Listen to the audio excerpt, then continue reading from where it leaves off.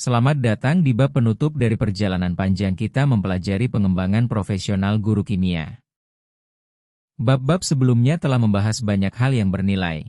Bagaimana menulis jurnal reflektif, bagaimana merancang penelitian tindakan kelas, bagaimana mengembangkan kurikulum, dan lainnya. Semua praktik itu penting. Semua layak untuk dilakukan. Namun, ada satu pertanyaan yang belum terjawab. Bagaimana kita melakukan semua itu secara berkelanjutan, bukan hanya selama 1 atau 2 tahun pertama, tetapi sepanjang karir yang bisa mencapai 30 tahun atau lebih? Itulah inti dari bab ini.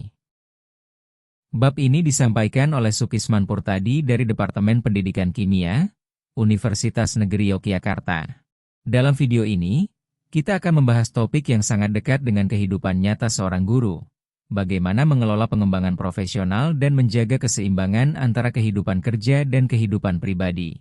Dua hal yang sering terasa seperti saling bertentangan, tetapi sesungguhnya bisa diintegrasikan dengan bijak. Siapkan diri Anda. Bab ini mungkin akan terasa seperti cermin. Kita mulai dengan sebuah kisah vinyet pembuka. Bayangkan Bu Farida. Seorang guru kimia dengan 12 tahun pengalaman mengajar. Di mata rekan-rekannya, ia adalah guru yang sempurna, yang pulang paling akhir, yang selalu membawa ide segar ke pertemuan MGMP, yang memiliki daftar tunggu siswa untuk bimbingan Olimpiade Kimia. Tetapi pada suatu waktu, bulan Oktober di tahun ke-12 mengajarnya, sesuatu telah berubah. Ia mendapati dirinya menatap dokumen RPP kosong yang dulu selalu ia isi dengan penuh semangat. Ia merasa ngeri menghadapi Senin pagi, bukan dengan rasa malas, tapi dengan sensasi fisik yang tidak bisa ia namakan. Suatu hari, ia membentak seorang siswa yang mengajukan pertanyaan tulus tentang kimia. Lalu, ia menghabiskan 20 menit di gedung laboratorium hanya untuk menenangkan diri, sebelum akhirnya kembali ke kelas. Mengapa ini bisa terjadi? Ketika Bu Farida menelaah penyebabnya secara jujur, jawabannya ternyata tidak misterius. Selama 3 tahun berturut-turut, beliau mengatakan, ya, pada segalanya. Lihat apa yang beliau tanggung. Beliau menjabat sebagai koordinator MGMP di sekolahnya. Ia membimbing 3 mahasiswa PPL secara bersamaan. Beliau sedang menjalankan penelitian tindakan kelas untuk kenaikan jabatan. Beliau ikut dalam tim pengembangan kurikulum tingkat provinsi. Beliau mengelola klub Olimpiade Sains 3 sore setiap minggu, bertanggung jawab atas inventaris laboratorium jurusannya. Beliau menilai rata-rata 40 laporan praktikum setiap minggu, dan beliau berusaha keras untuk tetap hadir bagi 2 anaknya yang masih kecil di rumah. Setiap komitmen itu, ketika diambil satu persatu, terasa masuk akal. Tetapi secara keseluruhan, semuanya menciptakan kehidupan yang tidak memiliki ruang jeda. Tidak untuk bernafas, tidak untuk memulihkan diri, tidak untuk menikmati alasan mengapa ia menjadi guru kimia sejak awal. Titik baliknya datang dari sebuah percakapan sederhana. Pak Surya, seorang guru kimia yang baru pensiun setelah 35 tahun mengabdi, datang ke sekolah untuk mengobservasi rekan lamanya. Setelah itu ia duduk bersama Bu Farida di ruang guru. Pak Surya tidak menawarkan simpati, tidak memberi saran. Ia hanya mengajukan satu pertanyaan. Seperti apa rasanya mengajar ketika kamu dalam kondisi terbaik? Bu Farida menjawab spontan, rasa ingin tahu yang menggebu, kepuasan menyaksikan kebingungan siswa berubah menjadi pemahaman, kenikmatan merancang penyelidikan yang benar-benar berhasil. Lalu Pak Surya bertanya lagi, kapan terakhir kali Ibu benar-benar merasakannya? Bukan sekadar menampilkannya, tapi sungguh-sungguh merasakannya? Bu Farida tidak bisa menjawab. Saat itulah ia sadar. Selama 2 tahun terakhir, ia telah menampilkan keunggulan profesional, bukan mengalaminya. Ia memenuhi semua bentuk luar dari seorang guru yang baik, hadir di rapat, membimbing mahasiswa, mengikuti seminar, sementara substansi di dalamnya perlahan-lahan terkikis. Kisah Bu Farida bukan tentang kegagalan. Justru sebaliknya. Ini adalah kisah tentang guru yang terlalu berdedikasi, yang terlalu peduli, hingga lupa bahwa ia juga perlu dirawat. Inilah paradoks yang akan kita pelajari dalam bab ini. Semakin besar dedikasi kita tanpa disertai pengelolaan diri yang berkelanjutan, semakin besar risiko kita hancur dari dalam. Mari kita masuk ke inti permasalahan. Dari seluruh pembahasan dalam semester ini, dan dalam banyak program pelatihan guru, kita terus diberikan daftar hal-hal yang seharusnya dilakukan oleh guru yang baik. Jurnal reflektif. Penelitian tindakan. Observasi sejawat. Lesson study. Komunitas belajar. Pengembangan kurikulum. Membaca jurnal ilmiah. Semua itu bernilai. Semua itu penting. Tetapi ada ironi yang menyakitkan di sini. Buku-buku tentang pengembangan profesional menggambarkan secara lengkap semua yang dilakukan oleh guru unggul. Sementara para guru unggul yang membacanya sudah bekerja di batas maksimal waktu mereka. Inilah yang disebut sebagai masalah keberlanjutan, sustainability problem, dalam pengembangan profesional. Pertanyaannya bukan lagi apa yang harus dilakukan. Pertanyaannya adalah bagaimana melakukan semuanya secara berkelanjutan. Selama karir 30 tahun. Di tengah beban kerja yang tinggi. Guru kimia SMA di Indonesia secara umum mengajar 24 hingga 40 jam tatap muka per minggu. Belum termasuk tanggung jawab non-mengajar seperti administrasi, penilaian, dan pengelolaan laboratorium. Kewajiban keluarga dan pribadi yang terus bersaing dengan tuntutan profesional. Dukungan institusional yang terbatas, banyak sekolah tidak memiliki sistem yang mendukung pengembangan profesional guru secara struktural. Risiko psikologis yang nyata, burnout, kelelahan empatik atau compassion fatigue, dan kekecewaan profesional atau disillusionment. Perhatikan baik-baik, ini bukan persoalan pinggiran. Ini bukan sekadar bab tambahan di akhir buku. Masalah keberlanjutan adalah prasyarat bagi segalanya yang lain. Tanpa praktik profesional yang berkelanjutan, semua pengetahuan dan keterampilan yang kita pelajari dalam bab-bab sebelumnya akan tetap menjadi cita-cita, bukan realitas yang benar-benar dijalani. Seorang guru kimia yang mengalami burnout berat, atau yang meninggalkan profesi karena kelelahan, tidak hanya merugikan dirinya sendiri. Ia merampas dari siswa dan komunitasnya kontribusi profesional yang seharusnya ia berikan. Jadi, pengembangan diri yang berkelanjutan bukan bentuk pemanjaan diri atau self-indulgence. Ini adalah tanggung jawab profesional. Sebelum kita bisa mencegah atau mengatasi burnout, kita perlu memahami dengan tepat apa itu burnout, dan apa yang bukan burnout. Istilah burnout sering digunakan secara longgar dalam percakapan sehari-hari, sehingga maknanya menjadi kabur. Maka mari kita mulai dengan definisi yang berbasis penelitian. Burnout guru adalah sebuah konstruk yang dikembangkan pertama kali oleh Herbert Freudenberger, lalu dielaborasi secara mendalam oleh Christina Maslach beserta tim penelitinya. Maslach mendefinisikan burnout sebagai kondisi kelelahan profesional kronis yang muncul akibat paparan berkepanjangan terhadap kondisi kerja yang menuntut, tanpa pemulihan, dukungan, atau pembaruan yang memadai. Menurut Maslach Burnout Inventory, MBI, instrumen paling banyak digunakan dalam penelitian burnout. Burnout memiliki 3 dimensi yang berbeda. Pertama, kelelahan emosional. Ini adalah inti dari burnout.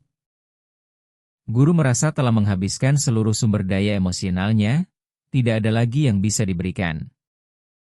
Seperti baterai yang terus digunakan tanpa pernah diisi ulang, hingga akhirnya kosong. Kedua, depersonalisasi atau sinisme. Guru mulai mengambil jarak dari siswa, dari rekan sejawat, dan dari pekerjaan itu sendiri.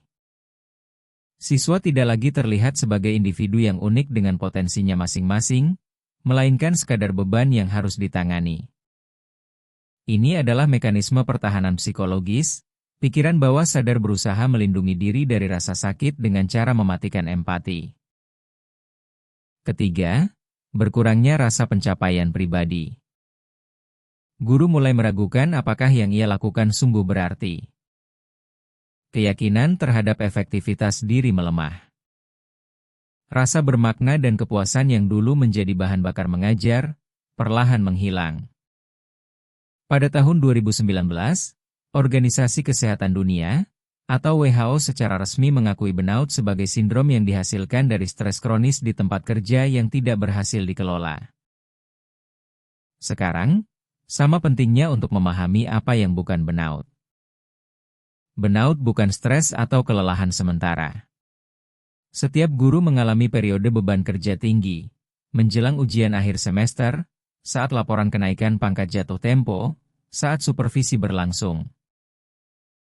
Kelelahan dalam periode seperti itu adalah normal dan dapat pulih dengan istirahat yang cukup. Burnout berbeda. Ia adalah kondisi kronis yang bertahan meskipun sudah beristirahat. Burnout bukan tanda kelemahan pribadi. Ini poin yang sangat penting.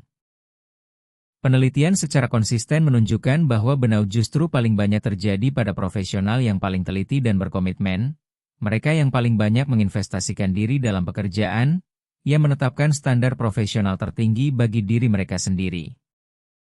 Artinya, jika Anda adalah guru yang sangat peduli terhadap kualitas mengajar Anda, yang tidak pernah puas dengan cukup baik, yang selalu ingin memberikan yang terbaik bagi siswa, maka secara paradoks, Anda justru berisiko lebih tinggi mengalami burnout, terutama ketika kondisi sistem tidak mendukung upaya-upaya Anda. Burnout bukan sekadar satu semester yang berat.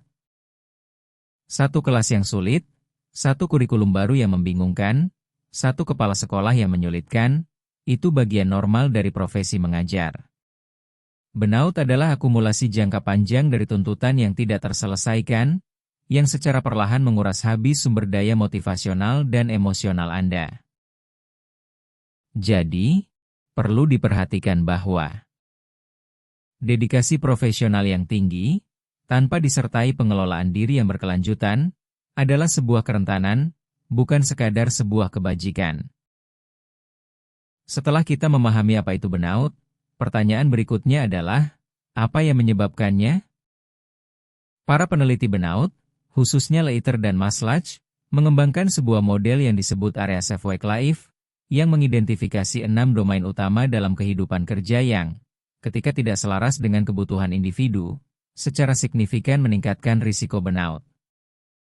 Keenam faktor ini sangat relevan dengan konteks guru kimia di Indonesia. Mari kita bahas satu persatu, lengkap dengan contoh-contoh konkretnya. Faktor 1, kelebihan beban kerja, atau work overload. Ini adalah faktor risiko yang paling konsisten ditemukan dalam penelitian burnout di seluruh dunia. Bayangkan, seorang guru kimia SMA mengajar 8 kelas per minggu, masing-masing 3 jam tatap muka, ditambah praktikum laboratorium 2 jam. Total jam mengajar sudah 32 jam. Belum termasuk waktu untuk menyiapkan RPP, mengoreksi ulangan dan laporan praktikum, mengisi administrasi digital, menghadiri rapat dinas, membimbing kegiatan ekstrakurikuler, dan mengerjakan berkas kenaikan pangkat. Ketika tuntutan pekerjaan secara kronis melampaui sumber daya yang tersedia, waktu, energi, dukungan, kelelahan adalah keniscayaan. Penelitian oleh Madigan dan kawan-kawan pada tahun 2023 menunjukkan bahwa beban kerja berlebih dan tekanan waktu adalah prediktor terkuat kelelahan emosional pada guru. Faktor 2, kurangnya kendali, atau lack of control. Merasa tidak memiliki suara dalam keputusan yang menyangkut pekerjaan Anda sendiri adalah salah satu pengalaman paling melelahkan secara psikologis. Contohnya, seorang guru kimia yang diwajibkan menggunakan satu format asesmen tertentu yang tidak ia percaya efektivitasnya, atau yang tidak diberi keleluasaan untuk merancang urutan materi sesuai kebutuhan siswanya, atau yang setiap keputusan kecil pun harus mendapat persetujuan berlapis. Skaalvik dan Skaalvik dalam studi longitudinal mereka menemukan bahwa otonomi berhubungan positif dengan rasa pencapaian personal guru. Sebaliknya, ketiadaan otonomi secara signifikan berkontribusi pada sinisme dan keterlepasan. Faktor 3, penghargaan yang tidak memadai, atau insufficient reward. Ini mencakup 3 dimensi, finansial, sosial, dan psikologis. Secara finansial, kita semua mengetahui kondisi umum gaji guru di Indonesia dibandingkan dengan beban tanggung jawab profesionalnya. Secara sosial, profesi mengajar seringkali tidak mendapat pengakuan yang setimpal dengan kompleksitas pekerjaannya. Dan secara psikologis, ketika seorang guru bekerja keras mempersiapkan eksperimen laboratorium yang inovatif, lalu tidak mendapat respons apapun dari kepala sekolah atau rekan sejawat, ketidakseimbangan antara usaha dan pengakuan ini secara bertahap mengikis motivasi. Faktor 4, kerusakan komunitas, atau breakdown of community. Mengajar bukanlah pekerjaan yang bisa dilakukan dalam isolasi. Kita membutuhkan komunitas, rekan sejawat yang saling mendukung, yang bisa diajak berbagi kesulitan dan keberhasilan. Ketika Departemen Kimia ditandai oleh konflik tersembunyi, kompetisi tidak sehat, ketidakpercayaan, atau isolasi, di mana setiap guru menutup pintu kelasnya masing-masing, risiko burnout meningkat secara signifikan. Sebaliknya, penelitian menunjukkan bahwa guru yang memiliki komunitas profesional yang sejati, komunitas pembelajaran profesional, kelompok mentoring, atau bahkan sekadar 2 atau 3 rekan yang dipercaya, memiliki ketahanan psikologis yang jauh lebih besar. Faktor 5, ketidakadilan, unfairness. Pengalaman diperlakukan tidak adil, baik dalam pembagian beban kerja, alokasi sumber daya, maupun pengakuan kontribusi, menimbulkan pengurasan emosional yang kronis. Contoh konkret yang sering ditemukan di sekolah, 2 guru kimia dengan tanggung jawab yang sangat berbeda tetapi mendapat perlakuan yang sama. Atau 1 guru selalu mendapat tugas tambahan, sementara rekan lainnya tidak. Atau kontribusi seseorang secara konsisten tidak diakui sementara kontribusi orang lain mendapat pujian. Persepsi ketidakadilan ini, bahkan ketika mungkin bersifat subjektif, tetap memiliki dampak psikologis yang nyata dan merusak. Faktor 6, konflik nilai, atau value conflict. Ini mungkin adalah faktor yang paling merusak secara psikologis, karena menyerang fondasi identitas profesional. Bayangkan seorang guru kimia yang masuk ke profesi mengajar karena ia ingin menumbuhkan rasa ingin tahu ilmiah pada siswa, ingin membuat mereka jatuh cinta pada kimia. Tetapi kemudian ia ditekan oleh sistem, oleh kepala sekolah, oleh orang tua siswa, untuk fokus pada satu hal saja, nilai ujian nasional. Setiap hari, ia harus mengorbankan pembelajaran yang bermakna demi drill soal.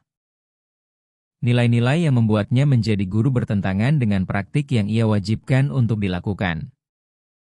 Konflik ini, menurut penelitian Skaalvik dan Skaalvik, adalah salah satu prediktor terkuat sinisme guru, dan sinisme adalah salah satu dimensi inti dari burnout. Mengapa penting memahami keenam faktor ini? Karena ketika kita mengetahui faktor-faktor spesifik yang meningkatkan risiko burnout, kita bisa mengembangkan strategi yang terarah, bukan sekadar beristirahat lebih banyak atau berpikir positif. Di bagian-bagian selanjutnya dari bab ini, kita akan mempelajari cara-cara konkret untuk mengelola setiap faktor risiko ini, baik secara individual maupun dengan dukungan dari lingkungan sekolah. Kita telah membahas apa itu burnout dan 6 faktor yang memicunya. Sekarang, pertanyaan yang sangat praktis, bagaimana kita tahu apakah kita sedang menuju burnout, sebelum semuanya benar-benar runtuh? Para peneliti burnout, khususnya Madigan dan kawan-kawan dalam tinjauan sistematis mereka pada tahun 2023, menegaskan bahwa burnout berkembang sebagai proses yang progresif, bukan sesuatu yang terjadi tiba-tiba dalam semalam. Ada sinyal-sinyal awal yang muncul jauh sebelum kondisi mencapai tahap krisis. Dan guru yang mampu mengenali sinyal-sinyal itu sejak dini berada dalam posisi yang jauh lebih baik untuk melakukan intervensi secara efektif. Mari kita kenali tanda-tanda itu satu persatu. Tanda-tanda awal, sinyal kuning yang perlu diwaspadai. Yang pertama adalah sinisme yang meningkat terhadap siswa. Ini bisa tampak seperti pikiran-pikiran kecil yang muncul tanpa diundang. Siswa ini memang tidak mau berusaha. Mereka tidak akan pernah paham kimia bagaimanapun saya menjelaskannya. Untuk apa saya menghabiskan waktu ekstra menyiapkan eksperimen kalau mereka tidak menghargainya? Wajar jika pikiran seperti ini sesekali muncul.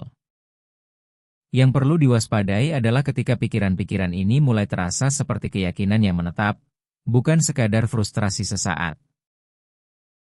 Yang kedua adalah kehilangan antusiasme terhadap materi kimia itu sendiri. Perhatikan, apakah Anda masih merasakan kegembiraan ketika memikirkan sebuah konsep kimia yang elegan? Apakah Anda masih ingin membagikan penemuan sains terbaru kepada siswa? Atau materi pelajaran mulai terasa seperti beban, sesuatu yang harus disampaikan, bukan sesuatu yang ingin dibagikan? Yang ketiga adalah rasa enggan, dread, terhadap aktivitas profesional tertentu yang sebelumnya Anda nikmati. Mungkin dulu Anda sangat antusias mempersiapkan praktikum. Sekarang, setiap kali tahu ada hari praktikum, ada sesuatu yang berat di dada. Atau pertemuan MGMP yang dulu terasa menyenangkan, kini terasa seperti kewajiban yang melelahkan. Yang keempat adalah kesulitan berkonsentrasi saat merencanakan pelajaran. Tugas yang dulu bisa diselesaikan dalam 1 jam, kini membutuhkan 2 kali lipat waktu karena pikiran terus melayang, sulit fokus, atau energi terasa tidak cukup untuk berpikir secara mendalam. Yang kelima adalah kecenderungan terus menghitung mundur, ke akhir pekan, ke liburan semester, bahkan ke masa pensiun. Bukan karena Anda tidak suka mengajar, tetapi karena setiap hari terasa seperti sesuatu yang harus dilewati, bukan sesuatu yang ingin dijalani. Dan yang keenam adalah gejala fisik yang mulai muncul. Sakit kepala yang lebih sering dari biasanya, gangguan tidur, kelelahan yang tidak sebanding dengan tingkat aktivitas Anda. Penelitian secara konsisten menunjukkan bahwa burnout bukan hanya fenomena psikologis, ia memiliki manifestasi fisik yang nyata dan terukur secara klinis. Tanda-tanda lanjut, sinyal merah yang memerlukan tindakan segera. Jika tanda-tanda awal tadi diabaikan, burnout berkembang ke tahap yang lebih serius. Mati rasa emosional terhadap siswa adalah salah satu tanda yang paling mengkhawatirkan. Guru tidak lagi benar-benar melihat siswanya sebagai individu. Kegiatan mengajar dilakukan secara mekanis, pergi ke kelas, menyampaikan materi, pulang, tanpa keterlibatan yang tulus.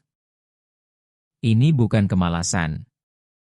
Ini adalah mekanisme pertahanan jiwa yang sudah terlalu lelah. Ketidakmampuan merasakan kepuasan profesional, bahkan ketika sesuatu yang baik terjadi. Seorang siswa berhasil meraih nilai tinggi di Olimpiade Kimia. Sebuah eksperimen berjalan sempurna. Biasanya hal-hal ini memberi rasa kepuasan yang memotivasi.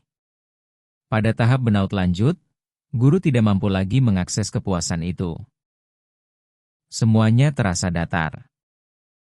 Pikiran eksplisit untuk meninggalkan profesi mulai muncul, bukan sekadar fantasi sesaat di hari yang berat, tetapi pikiran yang serius dan berulang bahwa mungkin sudah waktunya berhenti mengajar. Dan konsekuensi kesehatan fisik dari stres kronis yang lebih serius, gangguan sistem imun, penyakit yang mudah datang, kondisi-kondisi yang berkaitan dengan respons stres jangka panjang pada tubuh. Apa yang harus dilakukan dengan informasi ini? Pertama, lakukan asesmen diri secara jujur. Banyak guru menepis tanda-tanda awal dengan berkata pada diri sendiri, "Ini cuma karena semester ini memang berat. Nanti kalau sudah libur akan membaik." Kalimat itu mungkin benar, jika setelah liburan tanda-tanda itu benar-benar membaik. Tetapi, jika setelah istirahat yang cukup tanda-tanda itu tidak membaik atau justru semakin parah, ini adalah sinyal diagnostik yang penting, bukan stres akut, melainkan awal dari burnout kronis. Kedua, bertindak lebih awal jauh lebih efektif daripada bertindak saat krisis.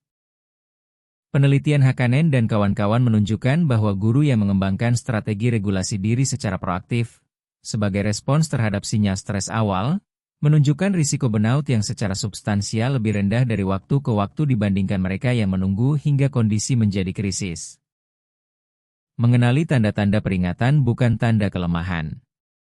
Justru sebaliknya, ini adalah tindakan profesional yang cerdas. Ada sebuah temuan dari penelitian burnout yang, ketika pertama kali dibaca, terasa seperti sebuah paradoks, sesuatu yang tidak masuk akal, tetapi ternyata sangat masuk akal ketika kita pahami lebih dalam. Christina Maslach dan Michael Leiter, dua peneliti burnout paling berpengaruh di dunia, menyatakan burnout paling umum terjadi pada para profesional yang paling bersungguh-sungguh dan berkomitmen, mereka yang paling banyak menginvestasikan diri dalam pekerjaan dan memegang standar profesional tertinggi. Tunggu dulu. Bukankah seharusnya guru yang paling berdedikasi adalah yang paling tahan terhadap burnout? Bukankah semangat dan komitmen itu justru menjadi tameng? Ternyata tidak. Setidaknya tidak secara otomatis. Logikanya seperti ini, guru yang sangat peduli terhadap kualitas mengajarnya tidak akan pernah merasa cukup. Ia selalu melihat ruang untuk berkembang. Ia tidak bisa berhenti dengan mudah ketika ada siswa yang belum paham, ketika ada metode yang bisa diperbaiki, ketika ada tugas tambahan yang membutuhkan bantuan. Karena ia peduli, ia terus menuangkan energi tanpa batas, dan lambat laun, tangki energi itu mengering. Sementara itu, guru yang tidak terlalu peduli bisa lebih mudah melepaskan ketika batas telah tercapai. Ironisnya, ketidakpedulian itu menjadi semacam perlindungan yang tidak disengaja. Ini bukan berarti kita harus berhenti peduli. Sama sekali bukan. Maknanya justru sebaliknya. Karena kita peduli, kita harus lebih cermat dan lebih terstruktur dalam menjaga diri kita sendiri.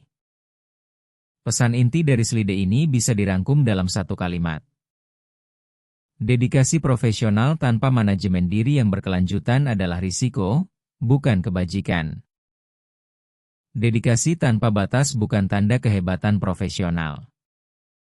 Dedikasi yang dijaga dengan bijak, dengan kesadaran akan batas energi, dengan strategi pemulihan yang terencana, dengan kemampuan mengatakan tidak pada hal-hal yang tidak esensial, itulah yang membuat seorang guru bisa bertahan dan terus memberikan yang terbaik selama puluhan tahun. Ini adalah pergeseran mindset yang penting. Merawat diri sendiri adalah bagian dari tanggung jawab profesional Anda sebagai guru kimia, bukan sesuatu yang dilakukan setelah semua tugas selesai. Karena semua tugas itu tidak akan pernah benar-benar selesai. Setelah memahami burnout dan risikonya, kita beralih ke bagian yang lebih konstruktif. Apa yang bisa kita lakukan untuk membangun pengembangan profesional yang benar-benar berkelanjutan? Jawabannya dimulai dari satu tempat, penilaian diri yang jujur, self-assessment. Ini mungkin terdengar sederhana, bahkan klise. Tetapi penilaian diri untuk pengembangan profesional jauh lebih kompleks daripada yang terlihat di permukaan. Selama ini, banyak dari kita mengenal penilaian diri dalam konteks evaluasi formal, mengisi formulir SKP, mengikuti penilaian kinerja tahunan, memenuhi portofolio sertifikasi. Penilaian-penilaian itu penting untuk tujuan administratif. Tetapi bukan itu yang dimaksud di sini. Penilaian diri untuk pengembangan profesional yang berkelanjutan menuntut kita melihat dimensi-dimensi yang biasanya tidak diukur oleh sistem evaluasi formal. Dimensi pertama, kompetensi profesional. Ini mencakup 4 ranah kompetensi guru yang kita kenal: pedagogik, profesional, sosial, dan kepribadian. Ditambah dengan kerangka TPEC, Technological Pedagogical Content Knowledge, yang dikembangkan oleh Mishra dan Koehler. TPEC membantu kita menilai sejauh mana kita mampu mengintegrasikan pengetahuan materi kimia, pedagogi, dan teknologi secara sinergis dalam praktik mengajar. Pertanyaannya bukan sekadar, apakah saya sudah kompeten? Tetapi, di area mana kesenjangan kompetensi saya paling berdampak terhadap kualitas pembelajaran siswa? Penilaian ini paling bermakna ketika didasarkan pada bukti konkret dari kelas, bukan pada kesan umum. Bukan, saya rasa saya sudah cukup baik dalam mengajar larutan buffer. Tetapi, berdasarkan hasil ulangan terakhir, 60% siswa saya kesulitan menjelaskan perubahan pH setelah penambahan asam pada skala partikel. Ini menunjukkan ada kesenjangan dalam pendekatan pengajaran saya. Dimensi kedua, keselarasan nilai profesional. Pertanyaannya sederhana tetapi dalam. Apakah praktik mengajar saya saat ini mencerminkan apa yang paling saya hargai tentang pendidikan kimia? Bayangkan seorang guru yang masuk ke profesi ini karena ia percaya bahwa kimia bisa mengubah cara pandang anak muda terhadap dunia. Bahwa memahami ikatan kimia berarti memahami mengapa es bisa mengapung di atas air, mengapa sabun bisa membersihkan lemak, mengapa obat bisa menyembuhkan penyakit. Tetapi dalam praktik sehari-harinya, ia menghabiskan 80% waktu mengajar untuk latihan soal ujian nasional. Karena itulah yang dituntut oleh sistem dan orang tua. Celah antara nilai yang diyakini dan praktik yang dijalankan itu, jika dibiarkan melebar, menjadi salah satu faktor risiko burnout yang paling merusak. Penilaian diri yang jujur terhadap keselarasan nilai ini bukan untuk menghakimi diri sendiri, tetapi untuk mengenali titik-titik di mana kita perlu melakukan penyesuaian, atau setidaknya mengartikulasikan ketegangan yang kita rasakan. Dimensi ketiga, keberlanjutan profesional. Pertanyaan yang mungkin paling jarang kita tanyakan pada diri sendiri. Apakah cara saya bekerja saat ini bisa saya pertahankan selama 5-10 tahun ke depan? Bukan setahun. Bukan 2 tahun. 5-10 tahun. Jika jawaban jujurnya adalah tidak, maka sesuatu perlu berubah. Bukan karena kita lemah, tetapi karena kita cerdas dalam merencanakan karir jangka panjang. Dimensi keempat, analisis data belajar siswa.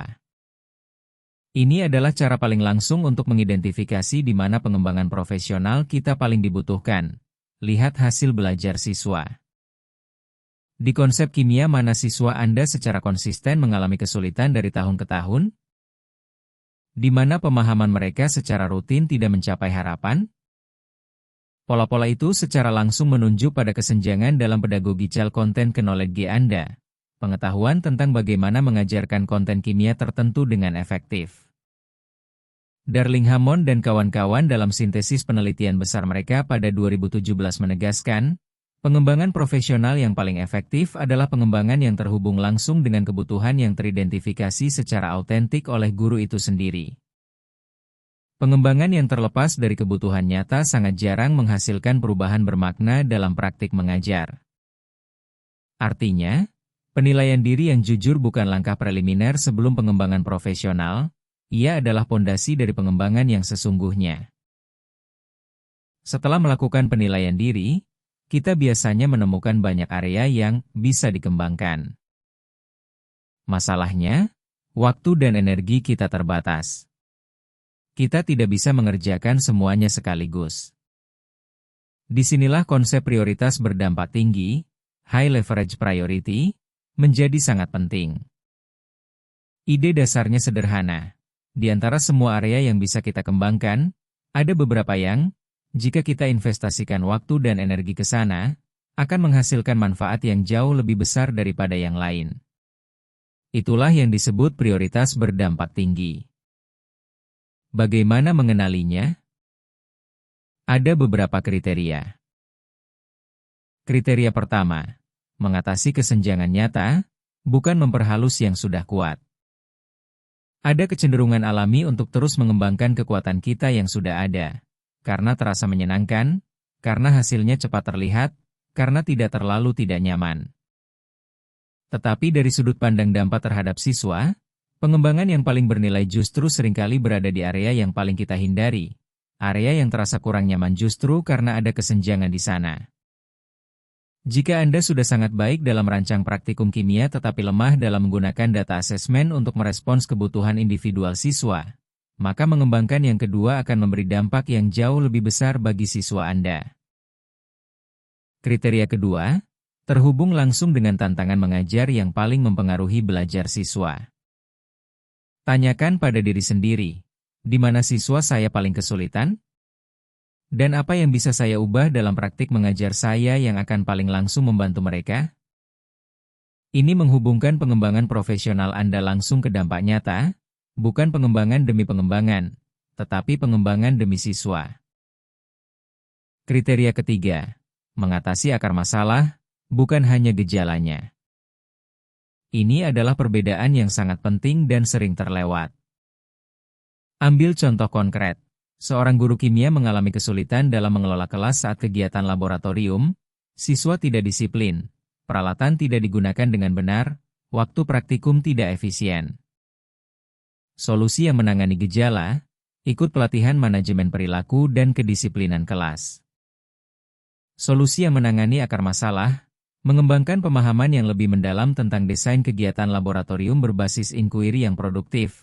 Karena siswa yang terlibat dalam penyelidikan yang dirancang dengan baik secara alami lebih fokus dan disiplin.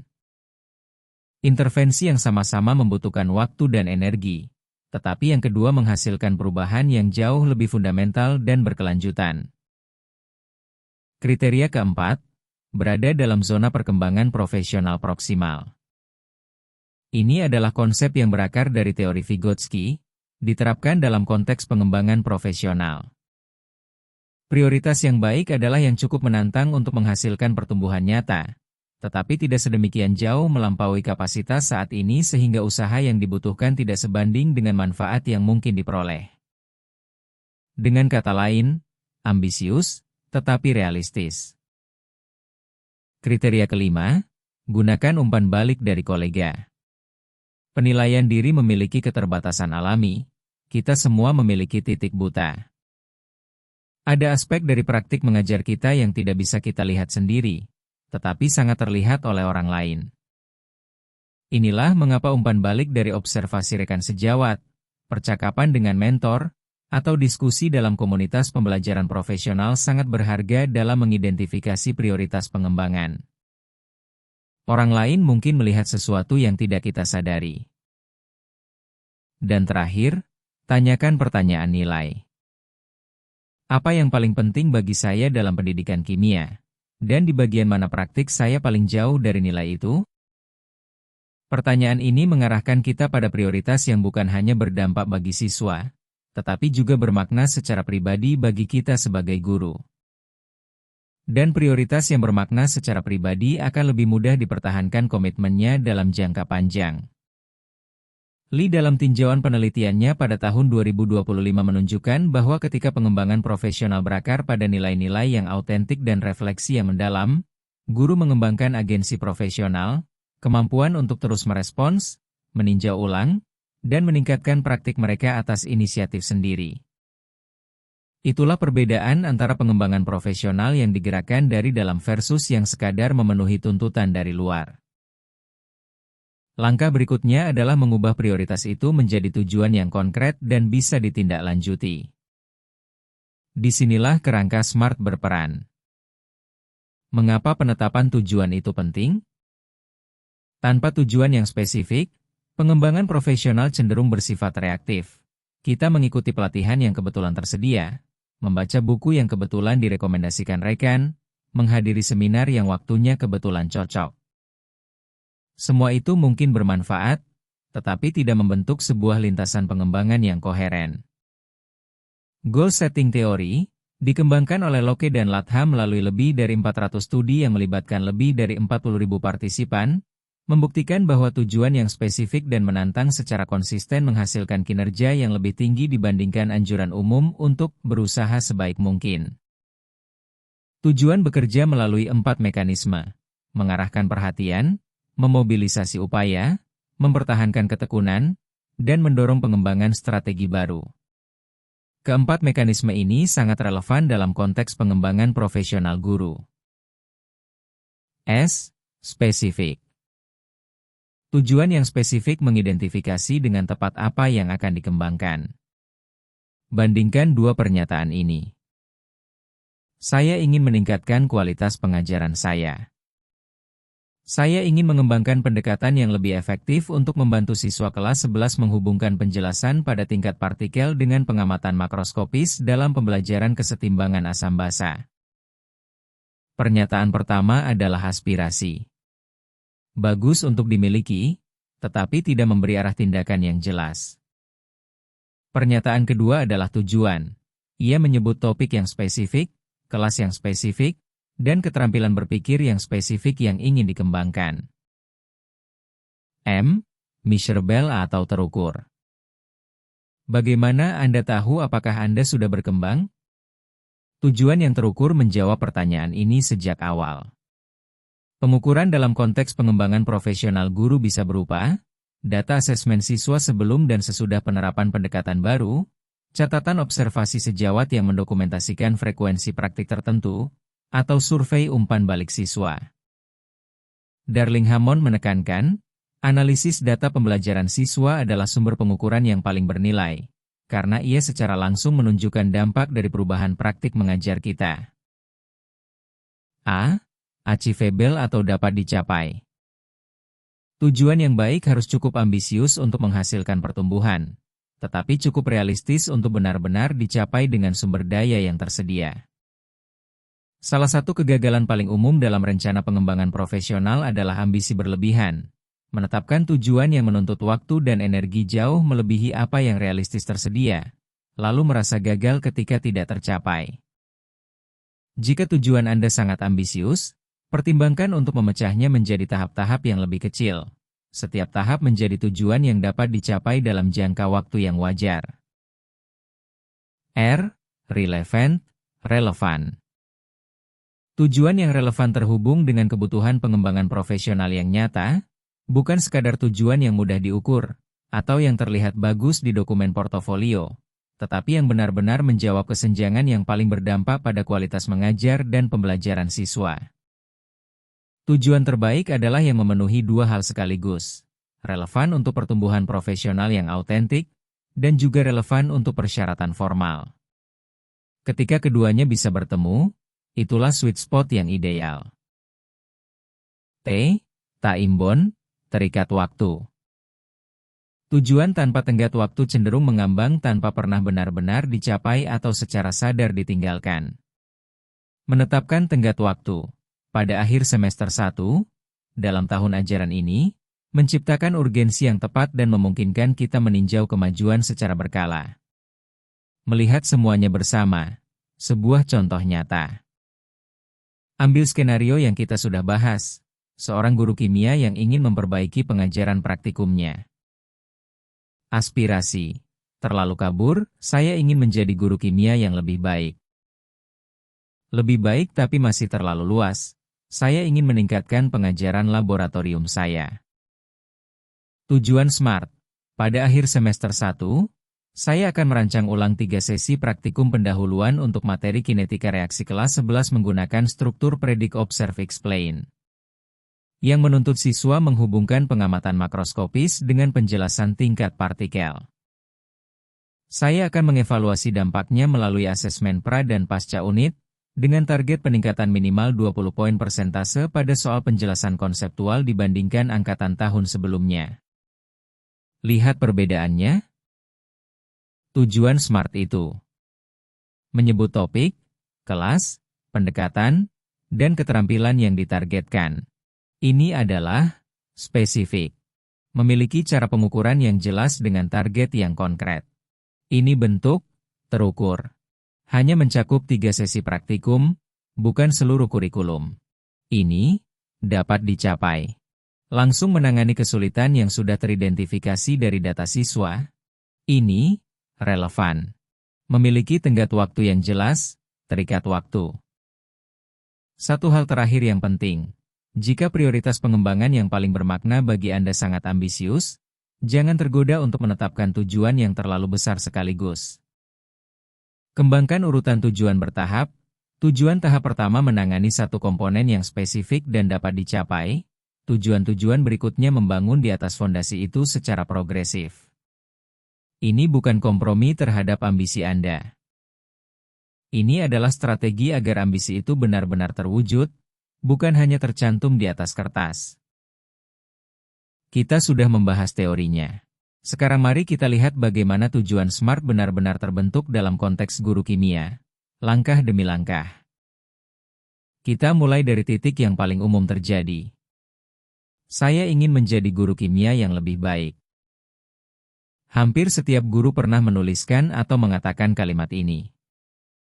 Dan tidak ada yang salah dengan niat di baliknya. Keinginan untuk bertumbuh adalah fondasi dari semua pengembangan profesional. Tetapi sebagai sebuah tujuan, kalimat ini tidak dapat ditindaklanjuti. Ia tidak memberitahu Anda apa yang harus dilakukan besok, bulan depan, atau 6 bulan dari sekarang. Tidak ada cara untuk mengukur apakah Anda sudah lebih baik. Tidak ada tenggat yang menciptakan urgensi. Ini bukan tujuan. Ini aspirasi. Dan aspirasi saja tidak menggerakkan perubahan. Lalu kita coba satu langkah lebih jauh. Saya ingin meningkatkan pengajaran laboratorium saya. Lebih baik. Sekarang ada area yang lebih spesifik, laboratorium. Tetapi masih terlalu luas untuk benar-benar memandu tindakan. Meningkatkan aspek apa dari pengajaran laboratorium? Manajemen keselamatan? Instruksi prosedur? Keterampilan siswa dalam menganalisis data? Desain kegiatan inquiry? Semua itu sangat berbeda satu sama lain, dan masing-masing memerlukan strategi pengembangan yang berbeda pula. Sekarang lihat bagaimana tujuan yang sama bertransformasi menjadi tujuan SMART yang sesungguhnya. Pada akhir semester 1, saya akan merancang ulang 3 sesi praktikum pendahuluan untuk materi kinetika reaksi kelas 11 menggunakan struktur Predict, Observe, Explain, yang mengharuskan siswa menghubungkan pengamatan makroskopis dengan penjelasan tingkat partikel. Saya akan mengevaluasi dampaknya melalui asesmen pra dan pasca unit, dengan target peningkatan minimal 20 poin persentase pada soal penjelasan konseptual dibandingkan angkatan tahun sebelumnya. Mari kita bedah sebentar mengapa tujuan ini jauh lebih kuat. Ia spesifik, menyebut topik yang tepat, kinetika reaksi, tingkat kelas, 11, pendekatan yang akan digunakan, Predict, Observe, Explain, dan keterampilan berpikir siswa yang menjadi sasaran, menghubungkan makroskopis dan tingkat partikel. Ia terukur. Ada instrumen yang jelas, asesmen pra dan pasca, ada angka yang konkret, 20 poin persentase, ada titik perbandingan yang nyata, angkatan sebelumnya. Ia dapat dicapai, 3 sesi praktikum, bukan seluruh kurikulum. Ini adalah ruang lingkup yang realistis untuk 1 semester. Ia relevan, langsung menjawab kesulitan yang sudah teridentifikasi. Siswa kesulitan bergerak dari pengamatan ke penjelasan konseptual. Dan ia terikat waktu. Pada akhir semester 1, memberi batas yang jelas dan menciptakan urgensi yang tepat. Inilah yang membedakan rencana pengembangan profesional yang hanya indah di atas kertas dengan rencana yang benar-benar mengubah praktik mengajar. Satu latihan yang bisa Anda coba setelah menonton video ini, ambil satu tujuan pengembangan profesional yang sedang Anda pikirkan atau sudah Anda tuliskan. G setiap elemen SMART satu persatu. Di elemen mana tujuan Anda masih kabur? Disitulah Anda perlu mengasahnya lebih lanjut. Baiklah. Kita sudah membahas banyak hal yang seharusnya dilakukan. Penilaian diri, menetapkan prioritas, merumuskan tujuan SMART, mengembangkan komunitas pembelajaran profesional. Dan mungkin saat ini ada satu pertanyaan yang muncul di benak Anda, pertanyaan yang sangat sah dan sangat praktis. Kapan? Dengan waktu yang mana? Ini bukan pertanyaan yang pesimistis. Ini adalah pertanyaan yang paling jujur dan paling relevan yang bisa ditanyakan seorang guru kimia Indonesia. Mari kita hadapi realitasnya secara langsung. Guru kimia SMA di Indonesia rata-rata menjalani 24 hingga 40 jam tatap muka per minggu. Ini hanya jam di depan siswa, belum termasuk waktu persiapan pembelajaran, pengkoreksian tugas dan laporan praktikum, pengelolaan administrasi digital seperti rapor, kehadiran di rapat dinas, pembimbingan kegiatan ekstrakurikuler, pengelolaan laboratorium, dan berbagai tugas tambahan yang muncul dari sistem. Ketika semua itu dijumlahkan, waktu yang tersisa untuk pengembangan profesional yang sesungguhnya, Bukan sekadar menghadiri seminar wajib atau mengisi formulir, mendekati nol, bahkan seringkali negatif. Dan ini bukan situasi yang akan membaik secara otomatis. Gavin dan Megrat Cham dalam tinjauan mereka mendokumentasikan bahwa intensifikasi beban kerja dan beban administratif telah menjadi karakteristik yang melekat, endemik, dalam pengajaran kontemporer, khususnya di tingkat sekolah menengah, bukan sebuah anomali sementara yang akan segera berakhir. Tetapi ada dua angka lain yang perlu kita perhatikan. 30 tahun lebih, itulah panjang karir profesional rata-rata seorang guru. 30 tahun. Itu bukan angka yang kecil. Dan implikasinya sangat besar. Jika model kerja yang dijalankan sekarang tidak dapat dipertahankan secara berkelanjutan, jika sekarang Anda sudah mendekati batas kapasitas dan merasa tidak ada waktu untuk bernafas, maka pertanyaannya bukan, bagaimana saya melewati semester ini? Tetapi, bagaimana model kerja ini bisa berlangsung selama 20 atau 30 tahun ke depan? Keberlanjutan bukan sekadar pilihan yang nyaman. Keberlanjutan adalah prasyarat profesional jangka panjang. Disinilah kita perlu jujur tentang sebuah paradoks yang umum terjadi. Banyak guru yang, karena merasa tidak punya waktu untuk pengembangan profesional, terus menjalankan praktik-praktik yang kurang efisien, yang justru memakan lebih banyak waktu dan energi dalam jangka panjang. Seperti seseorang yang merasa tidak punya waktu untuk mengasah kapak, sehingga terus menebang pohon dengan kapak yang tumpul. Investasi waktu untuk pengembangan profesional, meskipun terasa seperti mengambil dari waktu yang sudah sempit, pada akhirnya menciptakan efisiensi profesional yang mengembalikan waktu itu berlipat ganda. Penjelasan ini bukan untuk membuat kita merasa bersalah karena tidak melakukan cukup banyak. Justru sebaliknya. Ini adalah pengakuan jujur bahwa sistem saat ini tidak dirancang untuk mendukung pengembangan profesional yang berkelanjutan, dan bahwa mengelola waktu secara strategis adalah keterampilan profesional yang nyata dan penting. Salah satu alat konseptual paling berguna untuk memahami mengapa pengembangan profesional selalu terdesak adalah matriks waktu yang dikembangkan oleh Stephen Covey dalam bukunya The 7 Habits of Highly Effective People. Idenya sederhana. Semua aktivitas dalam kehidupan profesional kita bisa diklasifikasikan berdasarkan dua dimensi. Mendesak, memerlukan perhatian segera, dan penting, berkontribusi terhadap tujuan dan nilai jangka panjang.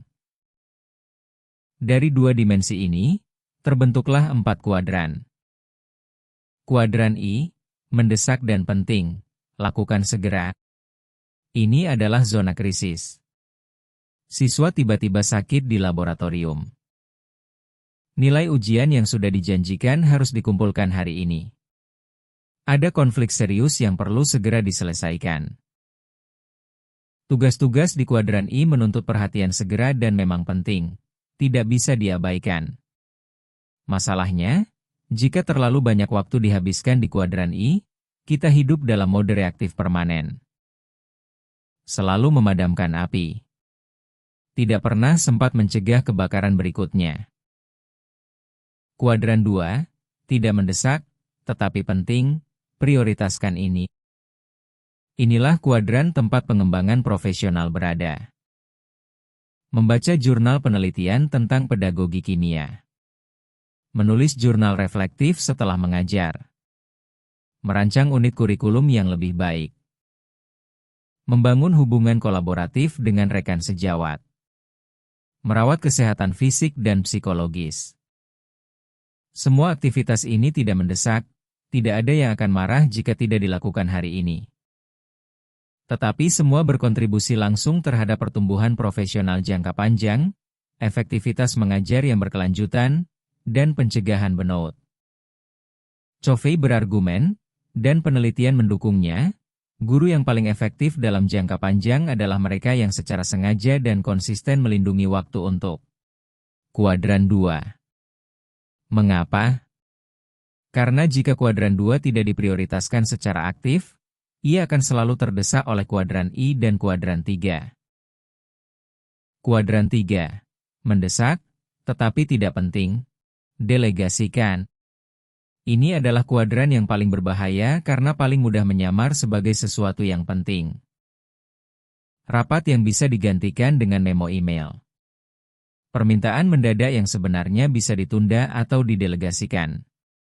Interupsi administratif yang terasa mendesak tetapi tidak benar-benar berdampak signifikan. Tugas-tugas kuadran 3 sering terasa seperti pekerjaan yang produktif karena ada yang meminta dan ada yang menunggu. Tetapi jika dievaluasi secara jujur, kontribusinya terhadap tujuan profesional jangka panjang sangat minimal. Waktu yang dihabiskan di kuadran 3 adalah waktu yang dicuri dari kuadran 2. Kuadran 4, tidak mendesak dan tidak penting, eliminasi. Gangguan digital, konsumsi media sosial yang tidak bertujuan, aktivitas rutin yang tidak memberikan nilai apapun. Ini adalah waktu yang hilang begitu saja. Implikasi praktisnya. Patzak dan kawan-kawan dalam tinjauan sistematis mereka membuktikan bahwa intervensi manajemen waktu, termasuk pengelolaan kuadran secara sadar, secara signifikan menurunkan burnout dan kecemasan pada guru, dengan korelasi yang cukup kuat, R041. Artinya, mengelola waktu berdasarkan kuadran bukan sekadar produktivitas hack. Ini adalah strategi berbasis bukti untuk melindungi kesejahteraan profesional. Pertanyaan reflektif yang bisa Anda tanyakan pada diri sendiri. Dari waktu kerja profesional saya dalam seminggu terakhir, berapa persen yang saya habiskan di masing-masing kuadran? Jika jawaban jujurnya menunjukkan bahwa kuadran 2 hampir tidak tersentuh, itulah akar dari banyak rasa frustrasi dan kelelahan yang mungkin Anda rasakan. Memahami matriks Covey adalah satu hal. Menerapkannya dalam keseharian yang padat dan tidak terprediksi adalah hal yang berbeda. Selanjutnya kita bahas 5 strategi konkret yang bisa langsung dicoba. Strategi 1. Jadwalkan pengembangan profesional sebagai komitmen yang tidak dapat dinegosiasikan. Ini adalah strategi yang paling fundamental, dan yang paling sering diabaikan. Logika dasarnya sederhana. Waktu yang tidak dijadwalkan tersedia untuk digunakan oleh hal-hal lain. Dan dalam profesi mengajar, hal-hal lain tidak pernah berhenti datang. Guru kimia yang menganggap waktu pengembangan profesional sebagai sesuatu yang akan tersedia, kalau sudah selesai semua urusan lain, akan mendapati bahwa urusan lain tidak pernah benar-benar selesai. Solusinya, masukkan waktu pengembangan profesional ke dalam kalender sebagaimana Anda memasukkan jadwal mengajar. Misalnya, Jumat pukul 14.00-15.00 untuk menulis jurnal reflektif. Sabtu pagi pertama setiap bulan untuk membaca 1 artikel penelitian. Rabu sore untuk pertemuan komunitas belajar MGMP. Dan ketika sudah terjadwal, perlakukannya dengan tingkat komitmen yang sama seperti kewajiban mengajar. T. Tidak ditunda seenaknya hanya karena tidak ada yang menunggu atau menagih. Tinjauan Patzak dan kawan-kawan mengkonfirmasi, perilaku penjadwalan yang terstruktur adalah salah satu prediktor terkuat efektivitas manajemen waktu, dan juga prediktor terkuat rendahnya burnout. Strategi 2. Integrasikan pengembangan profesional ke dalam aktivitas yang sudah ada. Pengembangan profesional yang paling berkelanjutan bukan sesuatu yang ditambahkan di luar tanggung jawab yang sudah ada, melainkan sesuatu yang dijalin ke dalam alur kerja yang sudah berjalan. Contoh-contoh konkretnya. Setelah mengajar, alih-alih langsung beranjak ke pekerjaan berikutnya, luangkan 3 hingga 5 menit untuk menuliskan 1 catatan reflektif singkat. Apa yang berjalan baik? Apa yang perlu diperbaiki? Apa yang ingin dicoba berbeda minggu depan?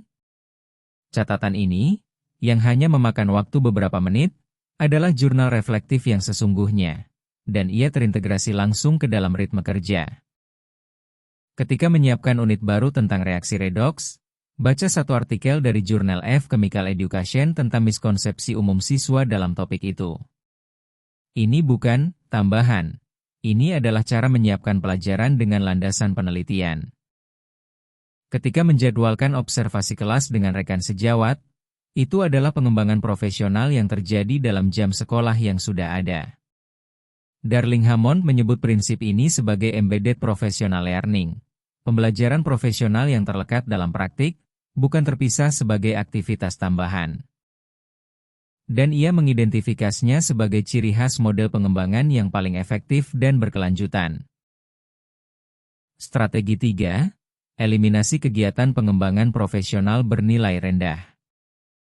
Ini mungkin terdengar mengejutkan, tetapi tidak semua kegiatan yang dinamakan pengembangan profesional itu sungguh-sungguh mengembangkan profesi.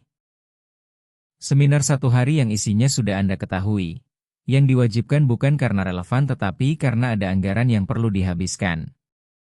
Workshop yang tidak terhubung dengan tantangan mengajar nyata yang Anda hadapi. Pelatihan yang sudah kesekian kalinya Anda ikuti tanpa ada hal baru. Sims dan kawan-kawan dalam meta-analisis mereka menemukan sesuatu yang penting. Volume partisipasi dalam kegiatan pengembangan profesional tidak memprediksi pertumbuhan profesional. Yang memprediksi adalah kualitas, relevansi, dan intensionalitas dari kegiatan itu. Artinya, mengikuti 10 seminar yang tidak relevan kalah jauh dari membaca 2 artikel penelitian yang langsung menjawab tantangan mengajar Anda saat ini. Lakukan tinjauan tahunan terhadap komitmen pengembangan profesional Anda. Tanyakan secara jujur, mana yang benar-benar menghasilkan pertumbuhan? Mana yang hanya menghasilkan kesan pengembangan? Mengatakan tidak pada yang kedua untuk melindungi waktu bagi yang pertama. Itu bukan sikap tidak profesional. Itu adalah penetapan prioritas profesional yang cerdas. Strategi 4. Cangkin dan becing, kumpulkan tugas sejenis dalam satu blok waktu. Penelitian kognitif memberikan dasar yang kuat untuk strategi ini. Rubinstein, Maya, dan Evans membuktikan melalui eksperimen bahwa berpindah-pindah antara jenis tugas yang berbeda menimbulkan biaya perpindahan, switch cost, yang nyata. Waktu dan energi mental yang hilang setiap kali otak harus mengkonfigurasi ulang dirinya untuk jenis tugas baru. Implikasinya praktis. Alih-alih mencampurkan mengoreksi ulangan, membalas email, membaca artikel, dan merencanakan pelajaran dalam satu sesi kerja, coba dedikasikan blok waktu tertentu untuk satu jenis tugas saja. Misalnya, Senin pagi untuk semua pekerjaan perencanaan pembelajaran minggu ini. Selasa sore untuk semua pengkoreksian. Rabu untuk tugas-tugas administratif. Dan satu blok waktu yang dilindungi khusus untuk membaca dan menulis profesional. Anda akan mendapati bahwa Anda menyelesaikan lebih banyak dalam waktu yang lebih singkat, bukan karena bekerja lebih keras, tetapi karena otak Anda tidak terus-menerus mengalami gesekan perpindahan konteks. Strategi 5. Manfaatkan waktu transisi dan menunggu secara produktif. Sepanjang minggu kerja, ada banyak celah waktu kecil yang secara kumulatif sangat signifikan. 15 menit sebelum rapat dimulai, waktu perjalanan ke dan dari sekolah, waktu menunggu selama kegiatan upacara atau acara sekolah. Waktu-waktu ini, jika dimanfaatkan dengan sengaja, bisa menambahkan 1 hingga 2 jam pengembangan profesional per minggu tanpa bersaing dengan kewajiban lain. Dengarkan podcast pendidikan kimia atau rekaman presentasi konferensi saat perjalanan. Baca abstrak satu artikel penelitian saat menunggu. Tinjau entry jurnal reflektif minggu lalu saat istirahat pendek. Satu catatan penting, strategi ini bukan pengganti waktu pengembangan yang sungguh-sungguh. Interval mikro tidak cukup untuk tugas yang memerlukan konsentrasi mendalam, seperti menulis refleksi panjang atau membaca artikel penelitian yang kompleks. Tetapi sebagai pelengkap yang mengisi celah, strategi ini sangat efektif. Kelima, strategi ini bukan pilihan yang saling eksklusif. Justru sebaliknya, paling kuat ketika diterapkan bersama-sama sebagai satu sistem manajemen waktu yang terintegrasi. Kita sampai pada salah satu topik yang paling sering dibicarakan tetapi paling jarang dipahami dengan tepat dalam dunia profesional, keseimbangan kerja kehidupan, work-life balance. Istilah ini terdengar menarik dan intuitif. Tetapi sesungguhnya ia menyimpan sebuah ilusi yang, jika kita pegang terlalu erat, justru akan membuat kita frustrasi.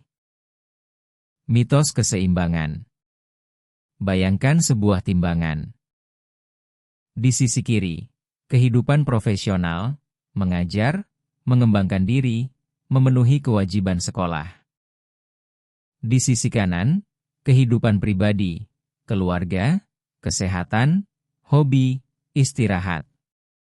Keseimbangan kerja kehidupan menyiratkan bahwa ada satu titik keseimbangan ideal yang bisa kita temukan, dan begitu ditemukan, bisa dipertahankan secara stabil untuk seterusnya. Masalahnya, kehidupan nyata tidak bekerja seperti itu. Sethi dan kawan-kawan dalam tinjauan bibliometrik terhadap lebih dari 100 studi tentang keseimbangan kerja kehidupan guru mendokumentasikan bahwa penelitian dalam bidang ini semakin menjauh dari konsepsi keseimbangan yang statis, menuju kerangka yang lebih dinamis dan peka terhadap konteks. Mengapa? Karena titik keseimbangan itu bergeser terus-menerus. Pada tahun kelima mengajar, ketika belum ada tanggungan keluarga yang besar, investasi waktu yang lebih banyak untuk pengembangan profesional mungkin terasa wajar dan berkelanjutan. Pada tahun ke-12 mengajar, ketika ada anak kecil yang membutuhkan kehadiran Anda, orang tua yang sudah menua, dan tanggung jawab kelembagaan yang lebih besar. Titik keseimbangan itu sudah sangat berbeda. Menuntut diri sendiri untuk mempertahankan intensitas profesional yang sama seperti tahun kelima adalah resep untuk kelelahan. Realitas integrasi. Kerangka yang lebih sehat dan lebih realistis bukan keseimbangan, melainkan integrasi. Integrasi mengakui bahwa kehidupan profesional dan personal bukan dua ranah yang terpisah dan saling bersaing untuk mendapatkan waktu yang sama. Keduanya adalah dimensi dari satu kehidupan yang sama, yang perlu dikelola secara holistik, dengan kesadaran bahwa keduanya saling memengaruhi. Dan inilah temuan yang sangat penting dari penelitian. Kehidupan pribadi yang kaya dan memulihkan bukan pengurangan komitmen profesional. Ia adalah investasi dalam keberlanjutan profesional. Slam dan kawan-kawan dalam meta-analisis besar mereka, yang mencakup hampir 90.000 guru, menemukan bahwa keseimbangan kerja kehidupan adalah salah satu prediktor positif terkuat bagi kesejahteraan guru secara keseluruhan. Dan yang lebih penting, mereka menemukan bahwa relasi sosial yang bermakna, iklim kerja yang positif, dan aktivitas personal yang menyehatkan bukan pesaing dari komitmen profesional, melainkan penopangnya. Artinya, guru kimia yang memiliki relasi keluarga yang hangat, yang menjaga persahabatan, yang punya waktu untuk bergerak secara fisik, yang punya ruang untuk beristirahat dengan sungguh-sungguh, membawa lebih banyak energi, kreativitas, dan ketangguhan ke dalam kelas. Bukan lebih sedikit. 3 tahap karir, 3 titik keseimbangan. Slide ini juga memperlihatkan bahwa keseimbangan yang tepat bervariasi secara signifikan di setiap tahap karir, dan mengakui variasi ini bisa mengurangi rasa bersalah yang tidak perlu. Guru awal karir, tahun 1-5, wajar jika investasi waktu untuk pengembangan profesional lebih besar di fase ini. Kurva pembelajaran masih curam. Kesenjangan keterampilan masih signifikan. Fondasi yang dibangun di tahun-tahun awal akan menentukan kualitas seluruh karir selanjutnya. Tetapi bahaya di fase ini adalah overcommitment yang tidak berkelanjutan. Mengatakan, ya, pada segalanya demi terlihat berdedikasi, sampai fondasinya retak sebelum sempat berdiri kuat. Guru tahap menengah, tahun 6-15, ini adalah tahap dengan tantangan keseimbangan paling kompleks, dan risiko burnout tertinggi. Tanggung jawab profesional yang sudah mapan bertemu dengan puncak tuntutan kehidupan personal. Anak-anak kecil, orang tua yang menua, tekanan karir. Penetapan prioritas yang strategis dan tujuan SMART yang realistis paling kritis di tahap ini. Guru berpengalaman, tahun ke-16 ke atas. Pengembangan profesional bisa bergeser secara produktif, dari pengembangan luas ke spesialisasi yang lebih mendalam, dari menerima bimbingan ke memberikan mentoring, dari orientasi yang mendesak ke kontribusi yang lebih reflektif dan legasi profesional jangka panjang. Tahap ini, ketika dijalani dengan baik, bisa menjadi fase yang paling memuaskan dalam seluruh karir mengajar. Satu pesan yang ingin saya titipkan dari slide ini. Jangan terjebak dalam rasa bersalah ketika Anda tidak bisa mempertahankan intensitas profesional yang sama sepanjang waktu. Kehidupan berubah. Tuntutan berubah. Keseimbangan yang tepat pun seharusnya berubah. Yang penting bukan sempurna di setiap titik. Yang penting adalah kesadaran untuk terus menyesuaikan secara aktif, bukan membiarkan ketidakseimbangan menumpuk tanpa disadari hingga akhirnya menjadi krisis. Sebelumnya kita telah memahami apa itu burnout, bagaimana mengenali tanda-tandanya, dan apa faktor-faktor yang memicunya. Kini kita masuk ke bagian yang paling konstruktif. Apa yang bisa kita lakukan secara aktif untuk mencegahnya? Prinsip yang paling mendasar dalam pencegahan burnout adalah ini. Strategi yang paling efektif adalah yang menargetkan langsung faktor-faktor risiko yang sudah kita kenali. Bukan strategi umum seperti relax atau jangan terlalu serius, melainkan respons yang spesifik terhadap setiap domain yang rentan. Roloff dan kawan-kawan dalam tinjauan cakupan mereka terhadap 46 studi intervensi burnout dari 15 negara menegaskan, intervensi yang efektif memerlukan perhatian simultan terhadap kapasitas individu dan kondisi komunal serta organisasional. Artinya, ini bukan hanya soal apa yang bisa kita lakukan sendiri, tetapi juga soal lingkungan tempat kita bekerja. Mari kita telusuri ke-6 domain secara konkret, dengan strategi pencegahan untuk masing-masing. Domain 1, beban kerja, negosiasi, bukan sekadar menerima atau menolak. Kita sudah tahu bahwa beban kerja berlebih adalah prediktor kelelahan emosional yang paling konsisten dan paling kuat. Madigan dan kawan-kawan dalam tinjauan sistematis mereka menunjukkan ukuran efek yang melampaui hampir semua faktor risiko burnout lainnya. Tetapi strategi pencegahannya bukan sekadar menolak semua tugas tambahan, yang dalam konteks sekolah Indonesia seringkali tidak realistis secara sosial maupun institusional. Strategi yang lebih efektif adalah asesmen yang jujur terhadap total komitmen dan kemampuan untuk menegosiasikan ruang lingkup, waktu, dan dukungan bagi setiap komitmen, alih-alih menerima semuanya apa adanya atau menolak secara total. Contohnya, ketika diminta menjadi koordinator MGMP, alih-alih langsung menerima atau menolak, tanyakan secara konkret, berapa jam per bulan yang dibutuhkan? Apakah ada anggaran perjalanan? Apakah ada dukungan administrasi? Apakah bisa dikerjakan bersama guru lain? Jawaban atas pertanyaan-pertanyaan ini menentukan apakah komitmen itu dapat dijalankan secara berkelanjutan, dan membuka ruang untuk negosiasi yang realistis. Domain 2, kendali, gunakan otonomi yang ada secara aktif. Guru kimia Indonesia saat ini hidup dalam era kurikulum merdeka, sebuah kerangka yang secara eksplisit memberikan lebih banyak otonomi pedagogis dibandingkan kurikulum-kurikulum sebelumnya. Ini adalah peluang yang nyata dan konkret. Skaalvik dan Skaalvik dalam studi longitudinal mereka menemukan bahwa otonomi guru berasosiasi positif dengan rasa pencapaian personal dan negatif dengan sinisme. Guru yang membuat keputusan kurikulum secara sengaja dan dapat dipertanggungjawabkan secara profesional mengalami agensi yang lebih besar dan risiko burnout yang lebih rendah. Artinya, jangan menunggu petunjuk teknis yang sempurna atau persetujuan berlapis untuk setiap keputusan pedagogis. Gunakan ruang otonomi yang ada, pilih konteks kimia yang relevan bagi siswa Anda, rancang asesmen yang mencerminkan nilai Anda tentang pemahaman konseptual, pilih urutan materi yang logis secara pedagogis. Kemampuan untuk membuat keputusan-keputusan itu sendiri adalah salah satu sumber ketahanan profesional yang paling kuat. Domain 3, penghargaan, lindungi akses ke sumber makna. Penghargaan dalam konteks profesi mengajar memiliki 3 dimensi, finansial, sosial, dan psikologis. Kita tidak selalu bisa mengendalikan 2 yang pertama. Tetapi dimensi psikologis, makna yang kita peroleh dari pekerjaan, sebagian besar ada dalam kendali kita. Tova dan kawan-kawan dalam penelitian mereka terhadap 248 guru menemukan bahwa guru yang mampu mempertahankan akses terhadap makna dan rasa syukur dalam praktik mereka menunjukkan kerentanan burnout yang jauh lebih rendah. Implikasi praktisnya, secara aktif perhatikan dan dokumentasikan momen-momen bermakna yang terjadi dalam pengajaran Anda. Ketika seorang siswa akhirnya memahami mengapa pH larutan buffer tidak berubah signifikan saat ditambahkan asam, itu adalah momen terobosan konseptual yang nyata.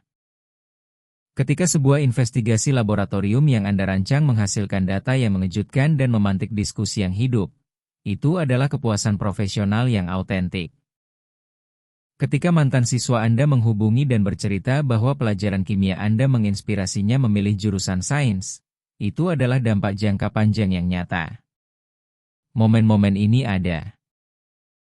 Masalahnya, dalam kehidupan yang padat, kita sering tidak sempat benar-benar merasakannya, kita sudah bergerak ke tugas berikutnya sebelum maknanya sempat menetap.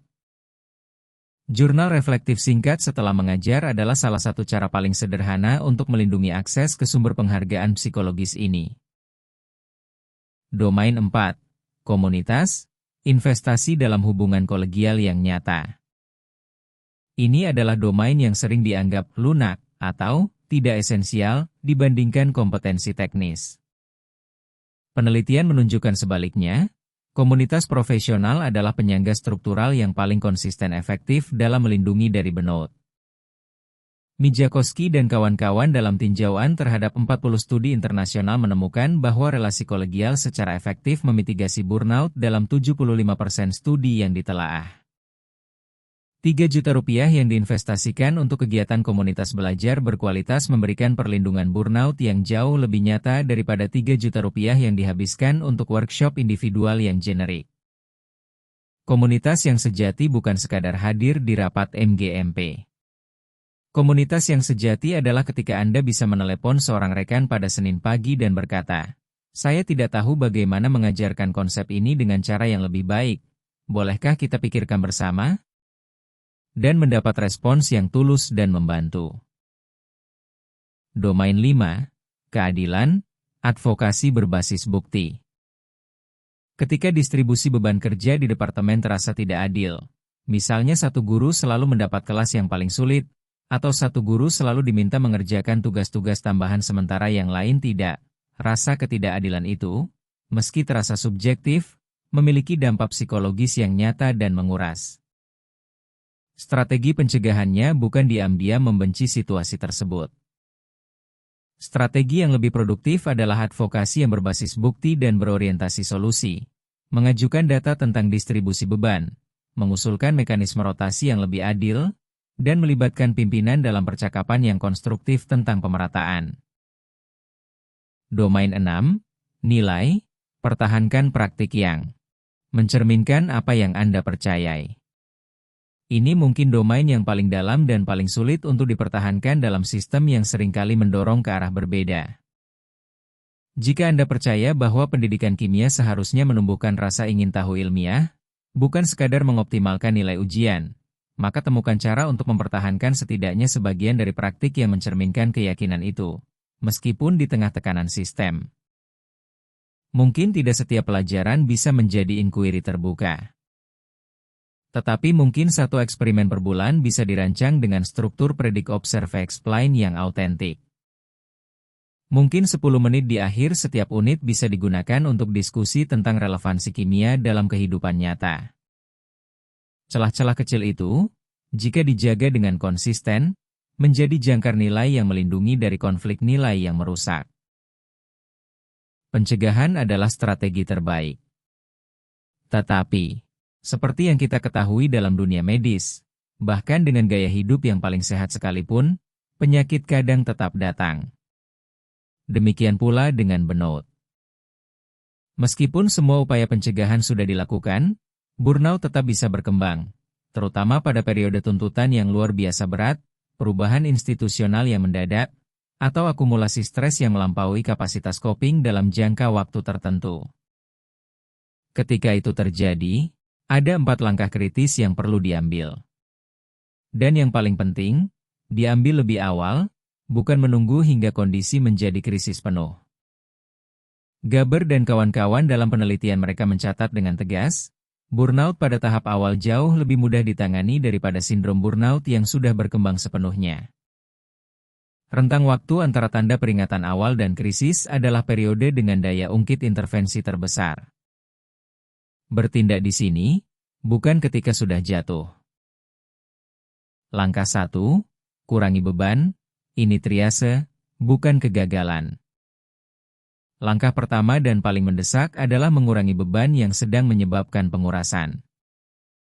Ini berarti menarik diri sementara dari komitmen profesional yang bersifat opsional atau periferal. Menunda rencana penelitian tindakan kelas yang sudah direncanakan. Mundur sementara dari peran fasilitator MGMP. Mengurangi keterlibatan dalam panitia atau tim kerja yang bukan inti tanggung jawab mengajar. Banyak guru yang merasa bahwa menarik diri seperti ini adalah tanda kelemahan atau pengkhianatan terhadap komitmen.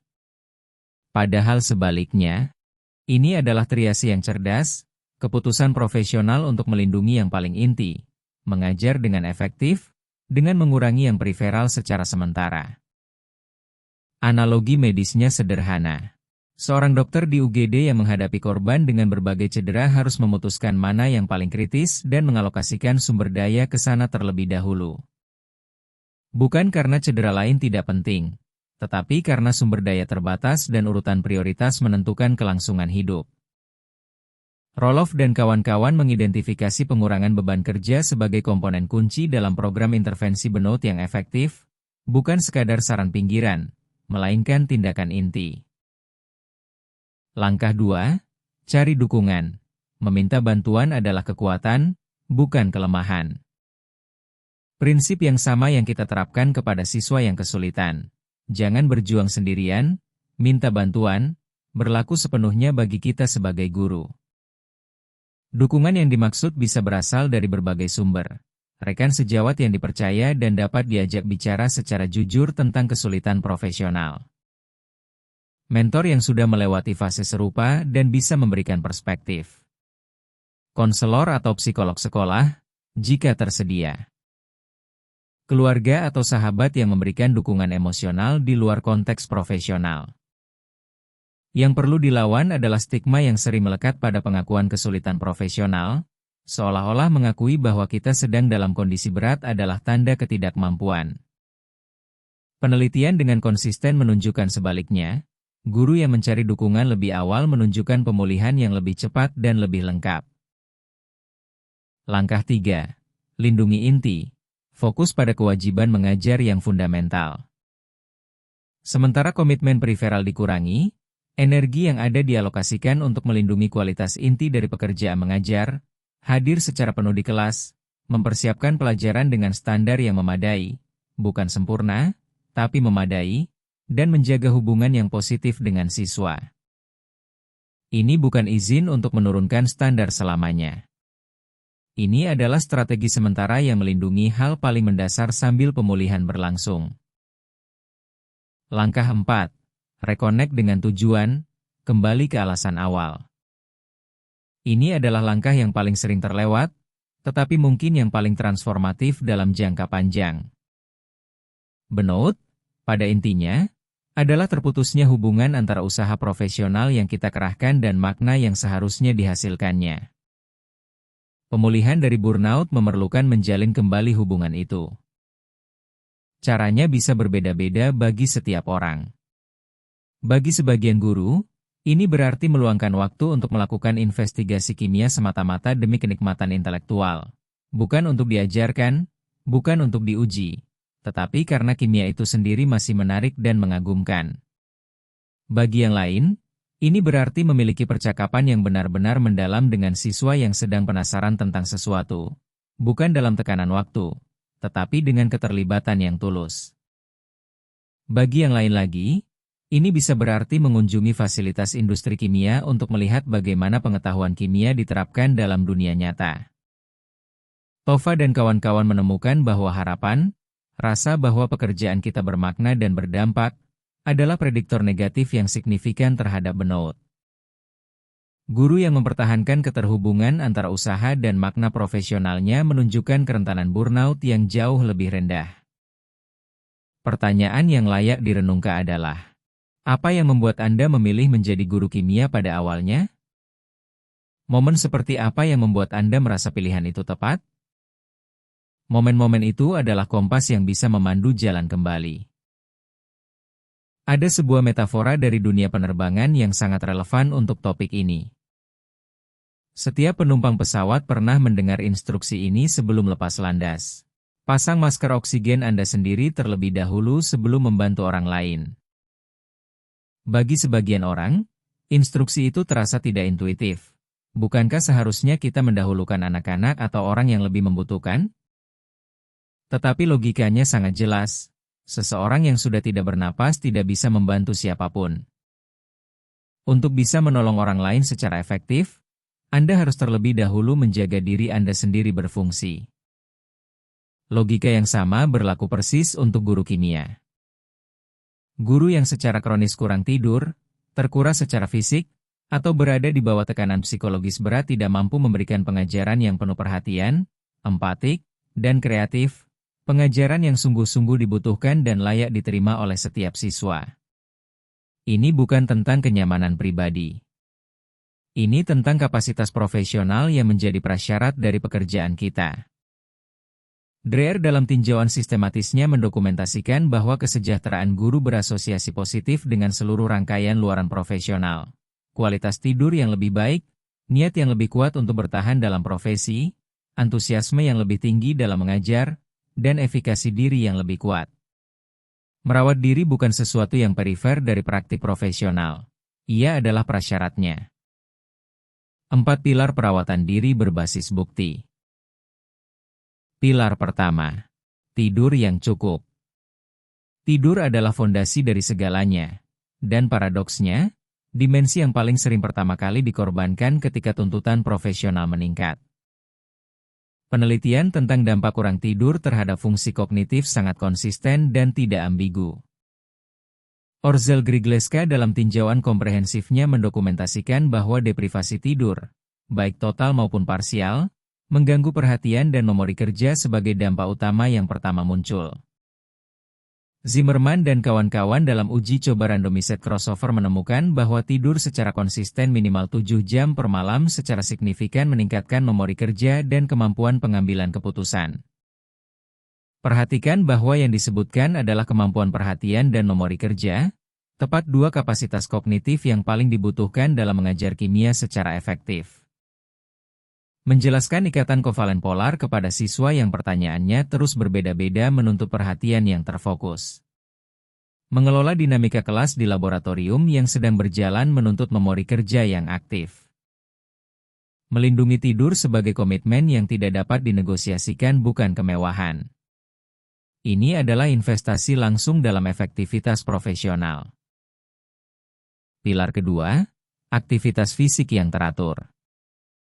Basis bukti untuk aktivitas fisik sebagai pelindung kesejahteraan psikologis dan fungsi kognitif adalah salah satu yang paling kuat dalam psikologi kesehatan. Mahindru dan kawan-kawan mendokumentasikan bahwa olahraga teratur menghasilkan peningkatan yang terukur dalam suasana hati, ketahanan terhadap stres, dan fungsi kognitif melalui mekanisme neurobiologis yang jelas. Olahraga memodulasi sistem monoamin, meningkatkan ketersediaan serotonin, dan memicu pelepasan endorfin yang mengurangi kecemasan.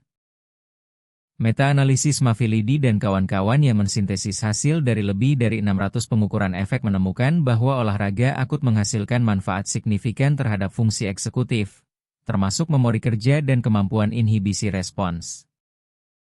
Apa artinya dalam praktik? 30 menit jalan cepat 5 kali seminggu. Tidak perlu berlari maraton, tidak perlu keanggotaan gym yang mahal, menghasilkan manfaat yang terukur secara ilmiah bagi kesejahteraan psikologis dan fungsi kognitif. Jadwalkan ini seperti Anda menjadwalkan rapat penting. Karena ia memang sepenting itu. Pilar ketiga, koneksi sosial di luar konteks profesional. Komunitas profesional yang kuat sangat penting. Kita sudah membahas ini panjang lebar. Tetapi ada dimensi pemulihan yang hanya bisa diberikan oleh hubungan di luar konteks profesional. Keluarga, sahabat, komunitas yang mengenal Anda bukan sebagai Pak Guru atau Bu Guru, melainkan sebagai manusia seutuhnya dengan identitas yang lebih luas dari peran profesional Anda. Slam dan kawan-kawan dalam meta-analisis besar mereka mengidentifikasi relasi sosial sebagai anteseden signifikan kesejahteraan guru yang independen dari dukungan sosial di tempat kerja. Dan Tova dan kawan-kawan menemukan bahwa kesepian adalah prediktor positif yang signifikan terhadap burnout pada ketiga dimensinya. Kelelahan emosional, depersonalisasi, dan berkurangnya rasa pencapaian. Waktu bersama keluarga, waktu dengan sahabat lama, keterlibatan dalam komunitas di luar sekolah, bukan gangguan dari tanggung jawab profesional. Ia adalah bagian dari apa yang membuat Anda mampu menjalankan tanggung jawab profesional itu secara berkelanjutan. Pilar keempat, keterlibatan intelektual dan kreatif di luar kimia. Ini adalah pilar yang sering paling diabaikan, dan justru mungkin yang paling menyegarkan. Guru kimia yang juga seorang penggemar sastra, atau yang aktif berkebun, atau yang memainkan alat musik, atau yang menekuni fotografi, tidak sedang mengaburkan fokus profesionalnya.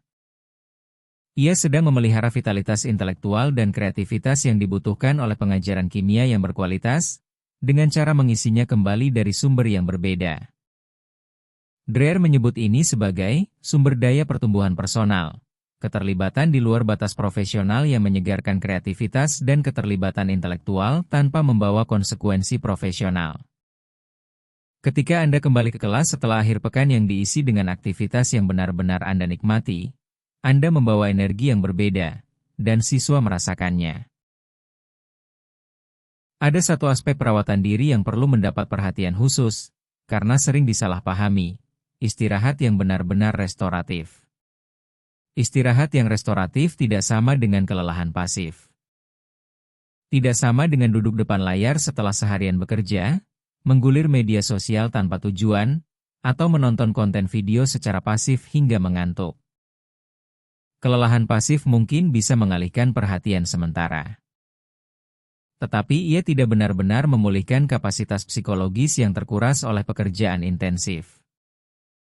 Istirahat yang disengaja melibatkan aktivitas-aktivitas yang dipilih secara spesifik karena kualitas restoratifnya. Ini berbeda-beda bagi setiap orang, tetapi penelitian memberikan beberapa petunjuk umum yang konsisten. Chortorn dan kawan-kawan menemukan bahwa praktik kesadaran penuh, mindfulness, berasosiasi positif dengan kualitas hidup dan pemenuhan personal, serta negatif dengan kecemasan, depresi, dan stres. Krause-Sorio dan kawan-kawan dalam penelitian neuroimaging mereka menunjukkan bahwa paparan terhadap lingkungan alami dan praktik meditatif mengurangi stres melalui mekanisme fisiologis yang terukur dan meningkatkan pemulihan perhatian, mendukung teori attention restoration Kaplan, yang menyatakan bahwa lingkungan alam secara unik membantu pemulihan dari kelelahan perhatian terarah yang dihasilkan oleh pekerjaan profesional intensif. Dengan kata lain, berjalan di taman, duduk di tepi sungai, atau bahkan menyiram tanaman di halaman selama 20 menit, secara neurobiologis memberikan pemulihan yang berbeda dari sekadar duduk di sofa. Beberapa bentuk istirahat restoratif yang layak dicoba. Waktu di alam terbuka, berjalan, berkebun, atau sekadar duduk di bawah pohon meditasi atau praktik mindfulness, bahkan dalam sesi singkat 10-15 menit. Ibadah keagamaan, yang bagi banyak orang Indonesia adalah sumber pemulihan spiritual yang sangat nyata. Membaca untuk kesenangan semata, bukan buku profesi, bukan modul, tetapi buku yang memang Anda nikmati. Refleksi diam, menuliskan pikiran dan perasaan tanpa agenda. Kuncinya bukan apa aktivitasnya, melainkan bahwa aktivitas itu dipilih secara sengaja karena kualitas restoratifnya, dan dijaga dalam jadwal secara konsisten, bukan hanya dilakukan ketika kebetulan ada sisa waktu. Tantangan khusus. Tekanan budaya Indonesia. Kita perlu berbicara jujur tentang sebuah hambatan yang sangat nyata dalam konteks Indonesia. Tekanan budaya terhadap perawatan diri. Dalam banyak budaya profesional Indonesia, ada norma yang kuat tentang pengorbanan diri dan tanggung jawab kolektif. Seorang guru yang pulang tepat waktu ketika rekan-rekannya masih di sekolah mungkin merasa tidak enak. Seorang guru yang menolak tugas tambahan mungkin khawatir dianggap tidak kooperatif. Seorang guru yang mengatakan, "Saya perlu waktu untuk diri sendiri," mungkin merasa itu kedengarannya egois dalam profesi yang didefinisikan oleh pelayanan kepada orang lain. Perasaan-perasaan itu nyata. Dan hambatan kultural ini perlu diakui dengan serius, bukan diabaikan. Tetapi ada dua hal yang perlu diingat. Pertama, Nilai gotong royong yang menjadi ciri komunitas Indonesia sesungguhnya bisa menjadi sumber daya yang sangat kuat ketika diterapkan pada tantangan profesional, bukan hanya pada kewajiban sosial. Ketika komunitas guru kimia di sekolah Anda saling mendukung secara aktif, saling meringankan beban, dan saling menjaga kesejahteraan satu sama lain, itulah gotong royong yang benar-benar memberi perlindungan struktural terhadap burnout. Kedua, konsekuensi profesional jangka panjang dari mengabaikan perawatan diri jauh lebih besar daripada ketidaknyamanan jangka pendek dari menetapkan batasan. Seorang guru yang mengalami burnout berat tidak hanya merugikan dirinya sendiri, ia tidak bisa memberikan yang terbaik bagi siswa, bagi rekan sejawat, bagi keluarga, dan bagi komunitasnya. Itu bukan pengabdian yang lebih besar. Itu justru kegagalan yang lebih besar dalam jangka panjang. Guru kimia yang paling produktif dan paling berdampak secara profesional dalam jangka panjang, bukan dalam 1 semester, bukan dalam 1 tahun, tetapi dalam 30 tahun karir. Umumnya adalah mereka yang bekerja dengan intens dan efisien dalam jam profesional yang terdefinisi, dan melindungi waktu pribadi mereka dengan sungguh-sungguh. Strategi-strategi individual yang telah kita bahas, manajemen waktu, perawatan diri, penetapan batas, reconnecting dengan makna, semuanya penting dan perlu. Tetapi kita perlu jujur tentang keterbatasannya. Strategi individual, meskipun diperlukan, tidak cukup untuk mengatasi kondisi struktural yang menghasilkan burnout. Jika sistem tempat Anda bekerja secara struktural menciptakan beban yang berlebihan, tidak ada teknik pernapasan atau jadwal yang cukup teratur yang bisa menyelesaikan masalah itu sepenuhnya.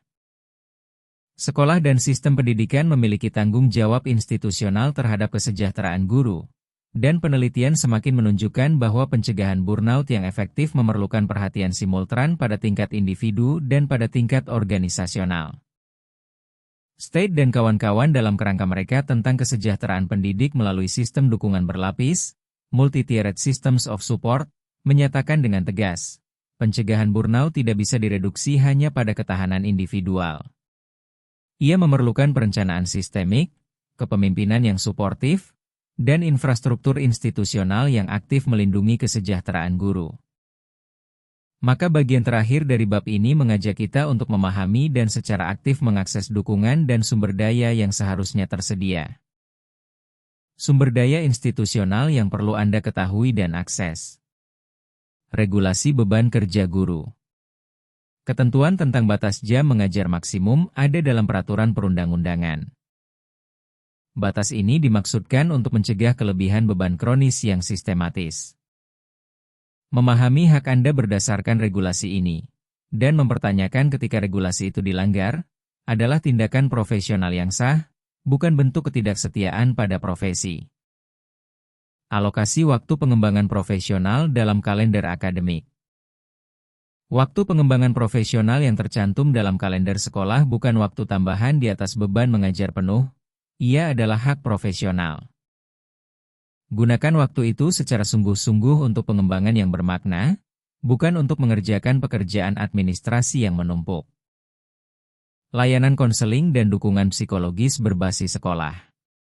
Jika tersedia di sekolah atau sistem dinas Anda, akses layanan ini. Stigma profesional yang melekat pada mencari bantuan psikologi seharusnya tidak menghalangi Anda. Seorang profesional yang mencari dukungan ketika membutuhkannya adalah profesional yang bijak, bukan profesional yang lemah. Anggaran pengembangan profesional. Di banyak sekolah dan dinas, ada anggaran untuk pengembangan profesional guru yang sebenarnya bisa diakses, untuk menghadiri konferensi, membeli buku referensi, atau mengikuti pelatihan berkualitas. Banyak guru yang memenuhi syarat tetapi tidak mengaksesnya karena tidak tahu prosedurnya, atau karena merasa tidak enak mengajukan permohonan. Cari tahu apa yang tersedia, dan ajukan permohonan akses secara proaktif. Membangun modal sosial dengan pimpinan sekolah. Penelitian secara konsisten menunjukkan bahwa kualitas hubungan dengan pimpinan sekolah adalah prediktor signifikan kesejahteraan guru. Dreher menemukan bahwa guru yang memandang relasi administratif mereka sebagai suportif dan menghargai melaporkan kepuasan profesional yang secara substansial lebih tinggi dan risiko burnout yang lebih rendah. Ini membawa implikasi praktis. Investasikan waktu untuk membangun hubungan dengan kepala sekolah dan wakil kepala yang bersifat profesional, bukan sekadar transaksional. Tunjukkan kompetensi dan komitmen profesional Anda. Saat yang sama, bersikaplah jujur tentang kebutuhan dan batasan profesional Anda. Modal sosial yang dibangun melalui hubungan profesional yang berkualitas inilah yang membuat permintaan dukungan spesifik, pengurangan beban sementara, akses ke anggaran pelatihan, jadwal yang lebih fleksibel untuk kegiatan tertentu, lebih mungkin untuk diakomodasi. Gunakan keterampilan advokasi profesional yang sama yang Anda gunakan untuk memperjuangkan sumber daya bagi pendidikan kimia, berbasis bukti, berorientasi solusi, konstruktif, dan melibatkan pengambil keputusan secara langsung. Keterampilan itu sama persis yang dibutuhkan untuk mengakses dukungan personal dari institusi. Kekuatan dukungan sejawat. Dan akhirnya, bentuk dukungan institusional yang paling mudah diakses oleh hampir semua guru kimia adalah dukungan dari sesama guru. Roloff dan kawan-kawan menemukan bahwa intervensi berbasis dialog kolegial, kolaborasi sejawat yang terstruktur, mentoring, dan pemecahan masalah profesional bersama, termasuk format yang paling konsisten efektif dalam mengurangi burnout dan meningkatkan kesejahteraan guru. Memiliki rekan sejawat yang sungguh-sungguh memahami tantangan pengajaran kimia, yang bisa memberikan bantuan praktis ketika dibutuhkan, dan yang menyediakan validasi sosial bahwa kesulitan yang Anda hadapi adalah tantangan bersama, bukan kegagalan personal, adalah salah satu faktor pelindung paling kuat yang diidentifikasi dalam literatur. Guru kimia yang berinvestasi dalam relasi kolegial yang autentik, yang memberi dan menerima dalam komunitas profesional, yang terbuka tentang kesulitan maupun keberhasilan, mengalami komunitas profesional sebagai sumber daya nyata, bukan sebagai tuntutan tambahan. Dan nilai-nilai gotong royong yang menjadi bagian dari budaya Indonesia. Ketika benar-benar dihidupkan dalam komunitas guru kimia, menjadi persis sumber daya komunal yang paling efektif dalam memitigasi burnout yang dibuktikan oleh penelitian internasional. Sebelum kita melanjutkan ke topik portofolio, mari berhenti sejenak untuk merenungkan sebuah prinsip yang telah muncul berulang kali sepanjang bab ini. Dari berbagai sudut pandang yang berbeda, tetapi selalu mengarah pada kesimpulan yang sama. Guru kimia yang berinvestasi dalam hubungan kolegial yang sejati, yang berkontribusi sekaligus menerima dari komunitas profesional, yang jujur dengan rekan tentang kesulitan maupun keberhasilan, mengalami komunitas profesional sebagai sumber daya, bukan sebagai beban. Perhatikan kata-kata itu. Sumber daya, bukan beban.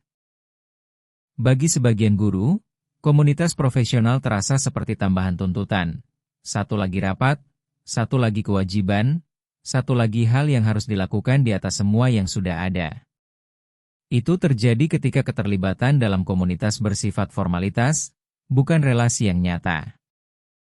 Tetapi ketika komunitas itu sejati, ketika ada kepercayaan yang cukup untuk berbagi kesulitan bukan hanya keberhasilan, ketika ada reciprocity yang nyata antara memberi dan menerima, ketika ada rasa bahwa kita tidak berjuang sendirian, komunitas itu menjadi salah satu perlindungan paling kuat yang bisa kita miliki.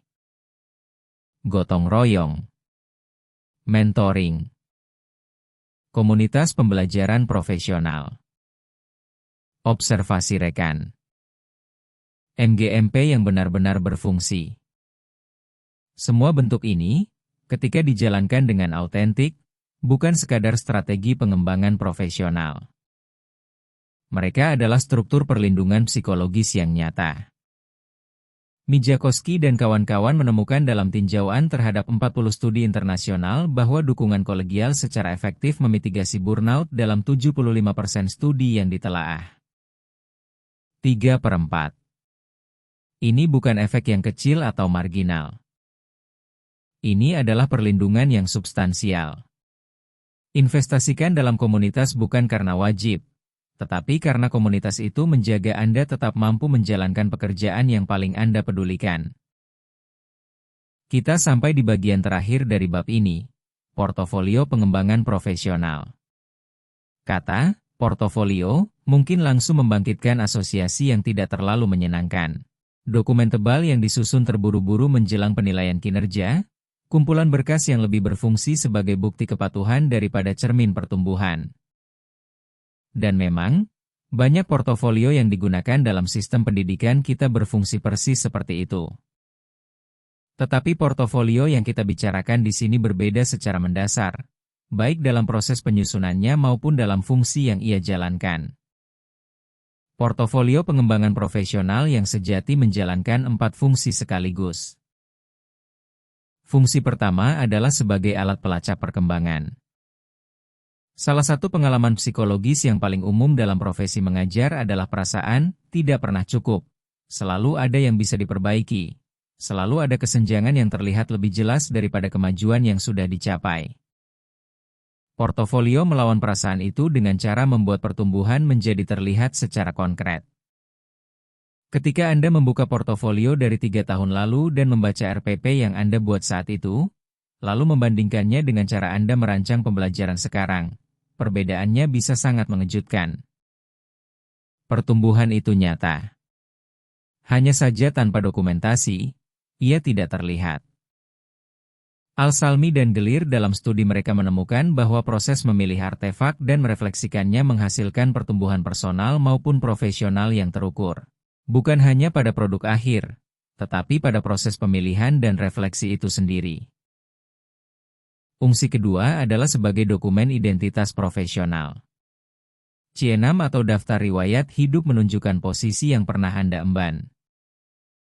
Portofolio menunjukkan siapa Anda sebagai praktisi. Apa yang Anda pedulikan? Pertanyaan profesional apa yang Anda geluti? Bagaimana pemikiran Anda berkembang? Apa kontribusi yang telah Anda berikan? Ini jauh lebih kaya dan lebih bermakna, baik untuk keperluan advokasi profesional maupun, yang mungkin lebih penting, untuk rasa nilai dan tujuan diri Anda sendiri. Fungsi ketiga adalah sebagai alat praktik reflektif. Proses menyusun portofolio, memilih bukti, menulis anotasi yang menjelaskan maknanya, merangkai elemen-elemen individual menjadi narasi perkembangan yang koheren, adalah kegiatan pengembangan profesional itu sendiri. Humes dan Sekel berargumen bahwa penulisan reflektif mengembangkan kesadaran diri profesional yang tepat dibutuhkan oleh pengembangan yang berkelanjutan. Portofolio bukan hanya mendokumentasikan pembelajaran, ia menghasilkan pembelajaran. Dan fungsi keempat adalah sebagai alat pelaporan formal, untuk PKG, PAK, dan PKB. Fungsi ini nyata dan penting. Tetapi seperti yang akan kita bahas di slide berikutnya, ia seharusnya menjadi konsekuensi dari portofolio yang baik, bukan satu-satunya tujuannya. Sekarang pertanyaan praktisnya, seperti apa portofolio pengembangan profesional yang terstruktur dengan baik itu? Penelitian tentang portofolio guru menunjukkan bahwa yang paling efektif adalah yang diorganisasi berdasarkan tema pengembangan dan bukti pertumbuhan, bukan sekadar kronologi atau kategori administratif. Dengan prinsip itu, berikut adalah 8 bagian yang membentuk kerangka portofolio yang komprehensif namun tetap praktis. Bagian 1, Filosofi pengembangan profesional. Ini adalah jantung dari seluruh portofolio. Pernyataan reflektif singkat, 1 hingga 2 halaman, yang mengartikulasikan nilai, keyakinan, dan komitmen Anda sebagai pendidik kimia. Apa yang paling Anda yakini tentang bagaimana kimia seharusnya diajarkan? Apa yang mendorong pilihan pedagogis Anda? Pernyataan ini perlu diperbarui setiap tahun, dan versi-versi sebelumnya disimpan. Karena perubahan dalam pernyataan ini adalah salah satu bukti perkembangan profesional yang paling bermakna. Bagian 2, Bukti praktik mengajar. RPP terpilih dengan anotasi reflektif. Bukan semua RPP, tetapi yang paling representatif dari pemikiran pedagogis Anda saat ini.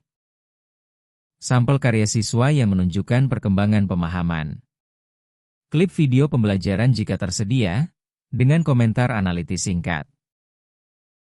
Bagian 3, Kegiatan pengembangan profesional. Dokumentasi konferensi yang dihadiri beserta catatan pembelajaran utama. program PD yang diselesaikan beserta bukti penerapannya. Artikel penelitian yang dibaca beserta implikasi profesionalnya. Partisipasi dalam MGMP dengan uraian pembelajaran yang dihasilkan. Bagian 4. Penelitian tindakan dan inkuiri profesional. Ini yang membedakan profesional yang benar-benar berkembang dari yang sekadar mengakumulasi pengalaman.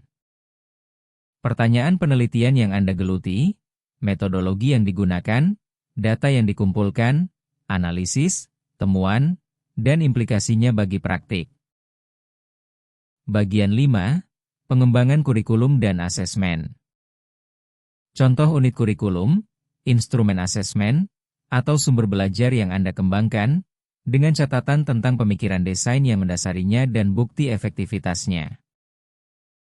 Bagian 6. Kontribusi profesional. Presentasi yang pernah Anda berikan. Tulisan yang dipublikasikan. Sumber kurikulum yang Anda bagikan kepada rekan. Kegiatan mentoring. Kontribusi kepemimpinan dalam MGMP atau organisasi profesional lainnya. Bagian 7. Bukti pembelajaran siswa. Ini adalah bagian yang paling langsung menghubungkan pengembangan profesional Anda dengan dampak nyata. Bukan hanya nilai dan skor, tetapi bukti perkembangan pemahaman konseptual, keterampilan inkuiri, dan keterlibatan siswa dari waktu ke waktu. Bagian 8. Tujuan dan rencana pengembangan profesional. Tujuan SMART yang sedang Anda jalankan, kemajuannya, dan perencanaan pengembangan ke depan. Bagian ini yang menjadikan portofolio sebuah dokumen hidup, bukan sekadar arsip masa lalu, melainkan kompas yang mengarahkan masa depan. Pertanyaan praktis yang paling sering muncul tentang portofolio adalah, bagaimana cara memeliharanya tanpa menjadi beban tambahan yang memberatkan? Ini adalah pertanyaan yang sangat valid. Dan jawabannya terletak pada pendekatan yang Borghetti dan kawan-kawan sebut sebagai pemeliharaan yang berkelanjutan dan terintegrasi. Bukan perakitan intensif yang dilakukan terburu-buru di akhir semester. 5 prinsip praktis yang membuat portofolio tetap terjaga tanpa menguras waktu ekstra. Pertama, tambahkan secara bertahap, bukan retrospektif. Jauh lebih mudah menambahkan satu item dengan catatan reflektif singkat segera setelah sebuah kegiatan berlangsung. Ketika ingatan masih segar dan refleksinya masih hidup, daripada mencoba merekonstruksi segalanya dari ingatan 6 bulan kemudian. Jadikan penambahan item portofolio sebagai bagian dari ritme kerja mingguan atau bulanan, bukan tugas besar yang ditunda hingga akhir tahun. Kedua, gunakan bahan yang sudah Anda buat, bukan buat yang baru. RPP yang sudah Anda tulis, catatan hasil asesmen yang sudah ada, notulen rapat MGMP yang sudah Anda simpan. Semua itu adalah bahan portofolio yang sudah ada. Yang perlu ditambahkan hanya anotasi reflektif singkat. Mengapa ini penting? Apa yang dipelajari dari ini? Bagaimana ini mencerminkan perkembangan profesional saya?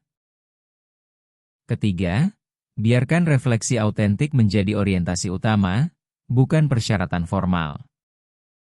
Portofolio yang paling bernilai dibangun dengan pertumbuhan profesional sebagai tujuan utama, dan sekaligus secara otomatis memenuhi persyaratan PKG, PAK, dan PKB sebagai konsekuensinya.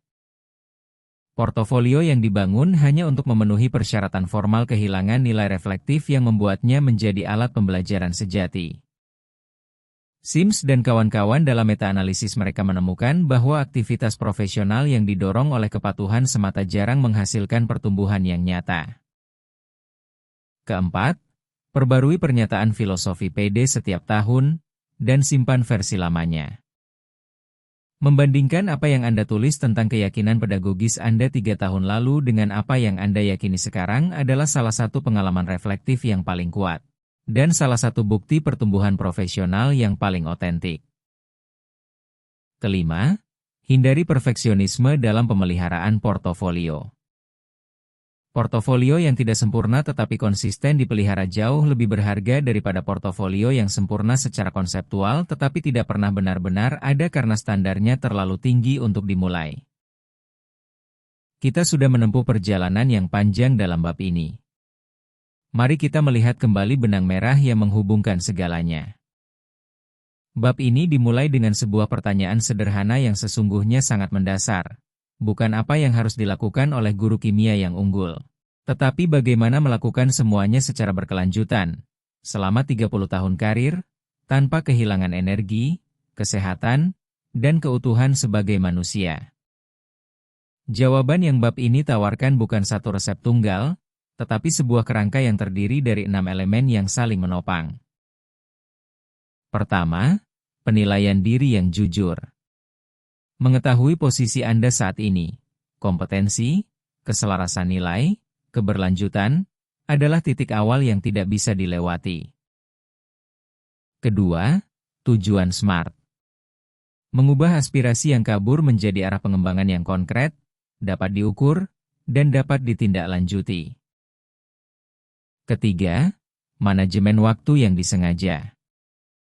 Melindungi waktu untuk kegiatan penting tapi tidak mendesak dari desakan yang terus-menerus. Keempat, integrasi, bukan keseimbangan. Mengakui bahwa kesehatan personal adalah prasyarat keberlanjutan profesional, bukan kemewahan yang bersaing dengannya. Kelima, pencegahan burnout melalui komunitas, kendali, makna, dan keadilan. Menargetkan langsung faktor-faktor struktural yang menghasilkan burnout, bukan hanya strategi coping individual. Keenam, perawatan diri berbasis bukti dan dukungan institusional. Tidur, olahraga, koneksi sosial, istirahat restoratif, dan kemampuan untuk mengakses dukungan yang tersedia secara aktif dan tanpa stigma. Dan portofolio pengembangan profesional yang mendokumentasikan, merefleksikan, dan memandu perjalanan itu dari tahun ke tahun. Semua elemen ini bukan pilihan yang terpisah-pisah. Mereka adalah bagian dari satu sistem yang terintegrasi, di mana setiap elemen menopang elemen yang lain. Dan inti dari seluruh sistem itu adalah satu keyakinan yang sederhana namun sangat penting. Pengembangan diri yang berkelanjutan bukan bentuk pemanjaan diri. Ini adalah tanggung jawab profesional. Guru yang menjaga dirinya mampu terus bertumbuh akan mampu memberikan kontribusi yang jauh lebih besar dan jauh lebih lama kepada siswa dan komunitasnya, dibandingkan guru yang membakar dirinya habis dalam 5 tahun pertama. Dedikasi yang bijak dan berkelanjutan, bukan dedikasi tanpa batas yang menghancurkan diri. Itulah yang pada akhirnya paling bermanfaat bagi semua pihak, bagi siswa, bagi komunitas, dan bagi Anda sendiri. Dengan demikian selesai sudah pembahasan kita mengenai pengembangan keprofesionalan berkelanjutan untuk guru kimia. Saya Sukisman Purtadi, mengucapkan selamat berproses menjadi guru yang tidak biasa saja, tetapi guru yang lebih mengembangkan potensi dirinya sendiri secara seimbang.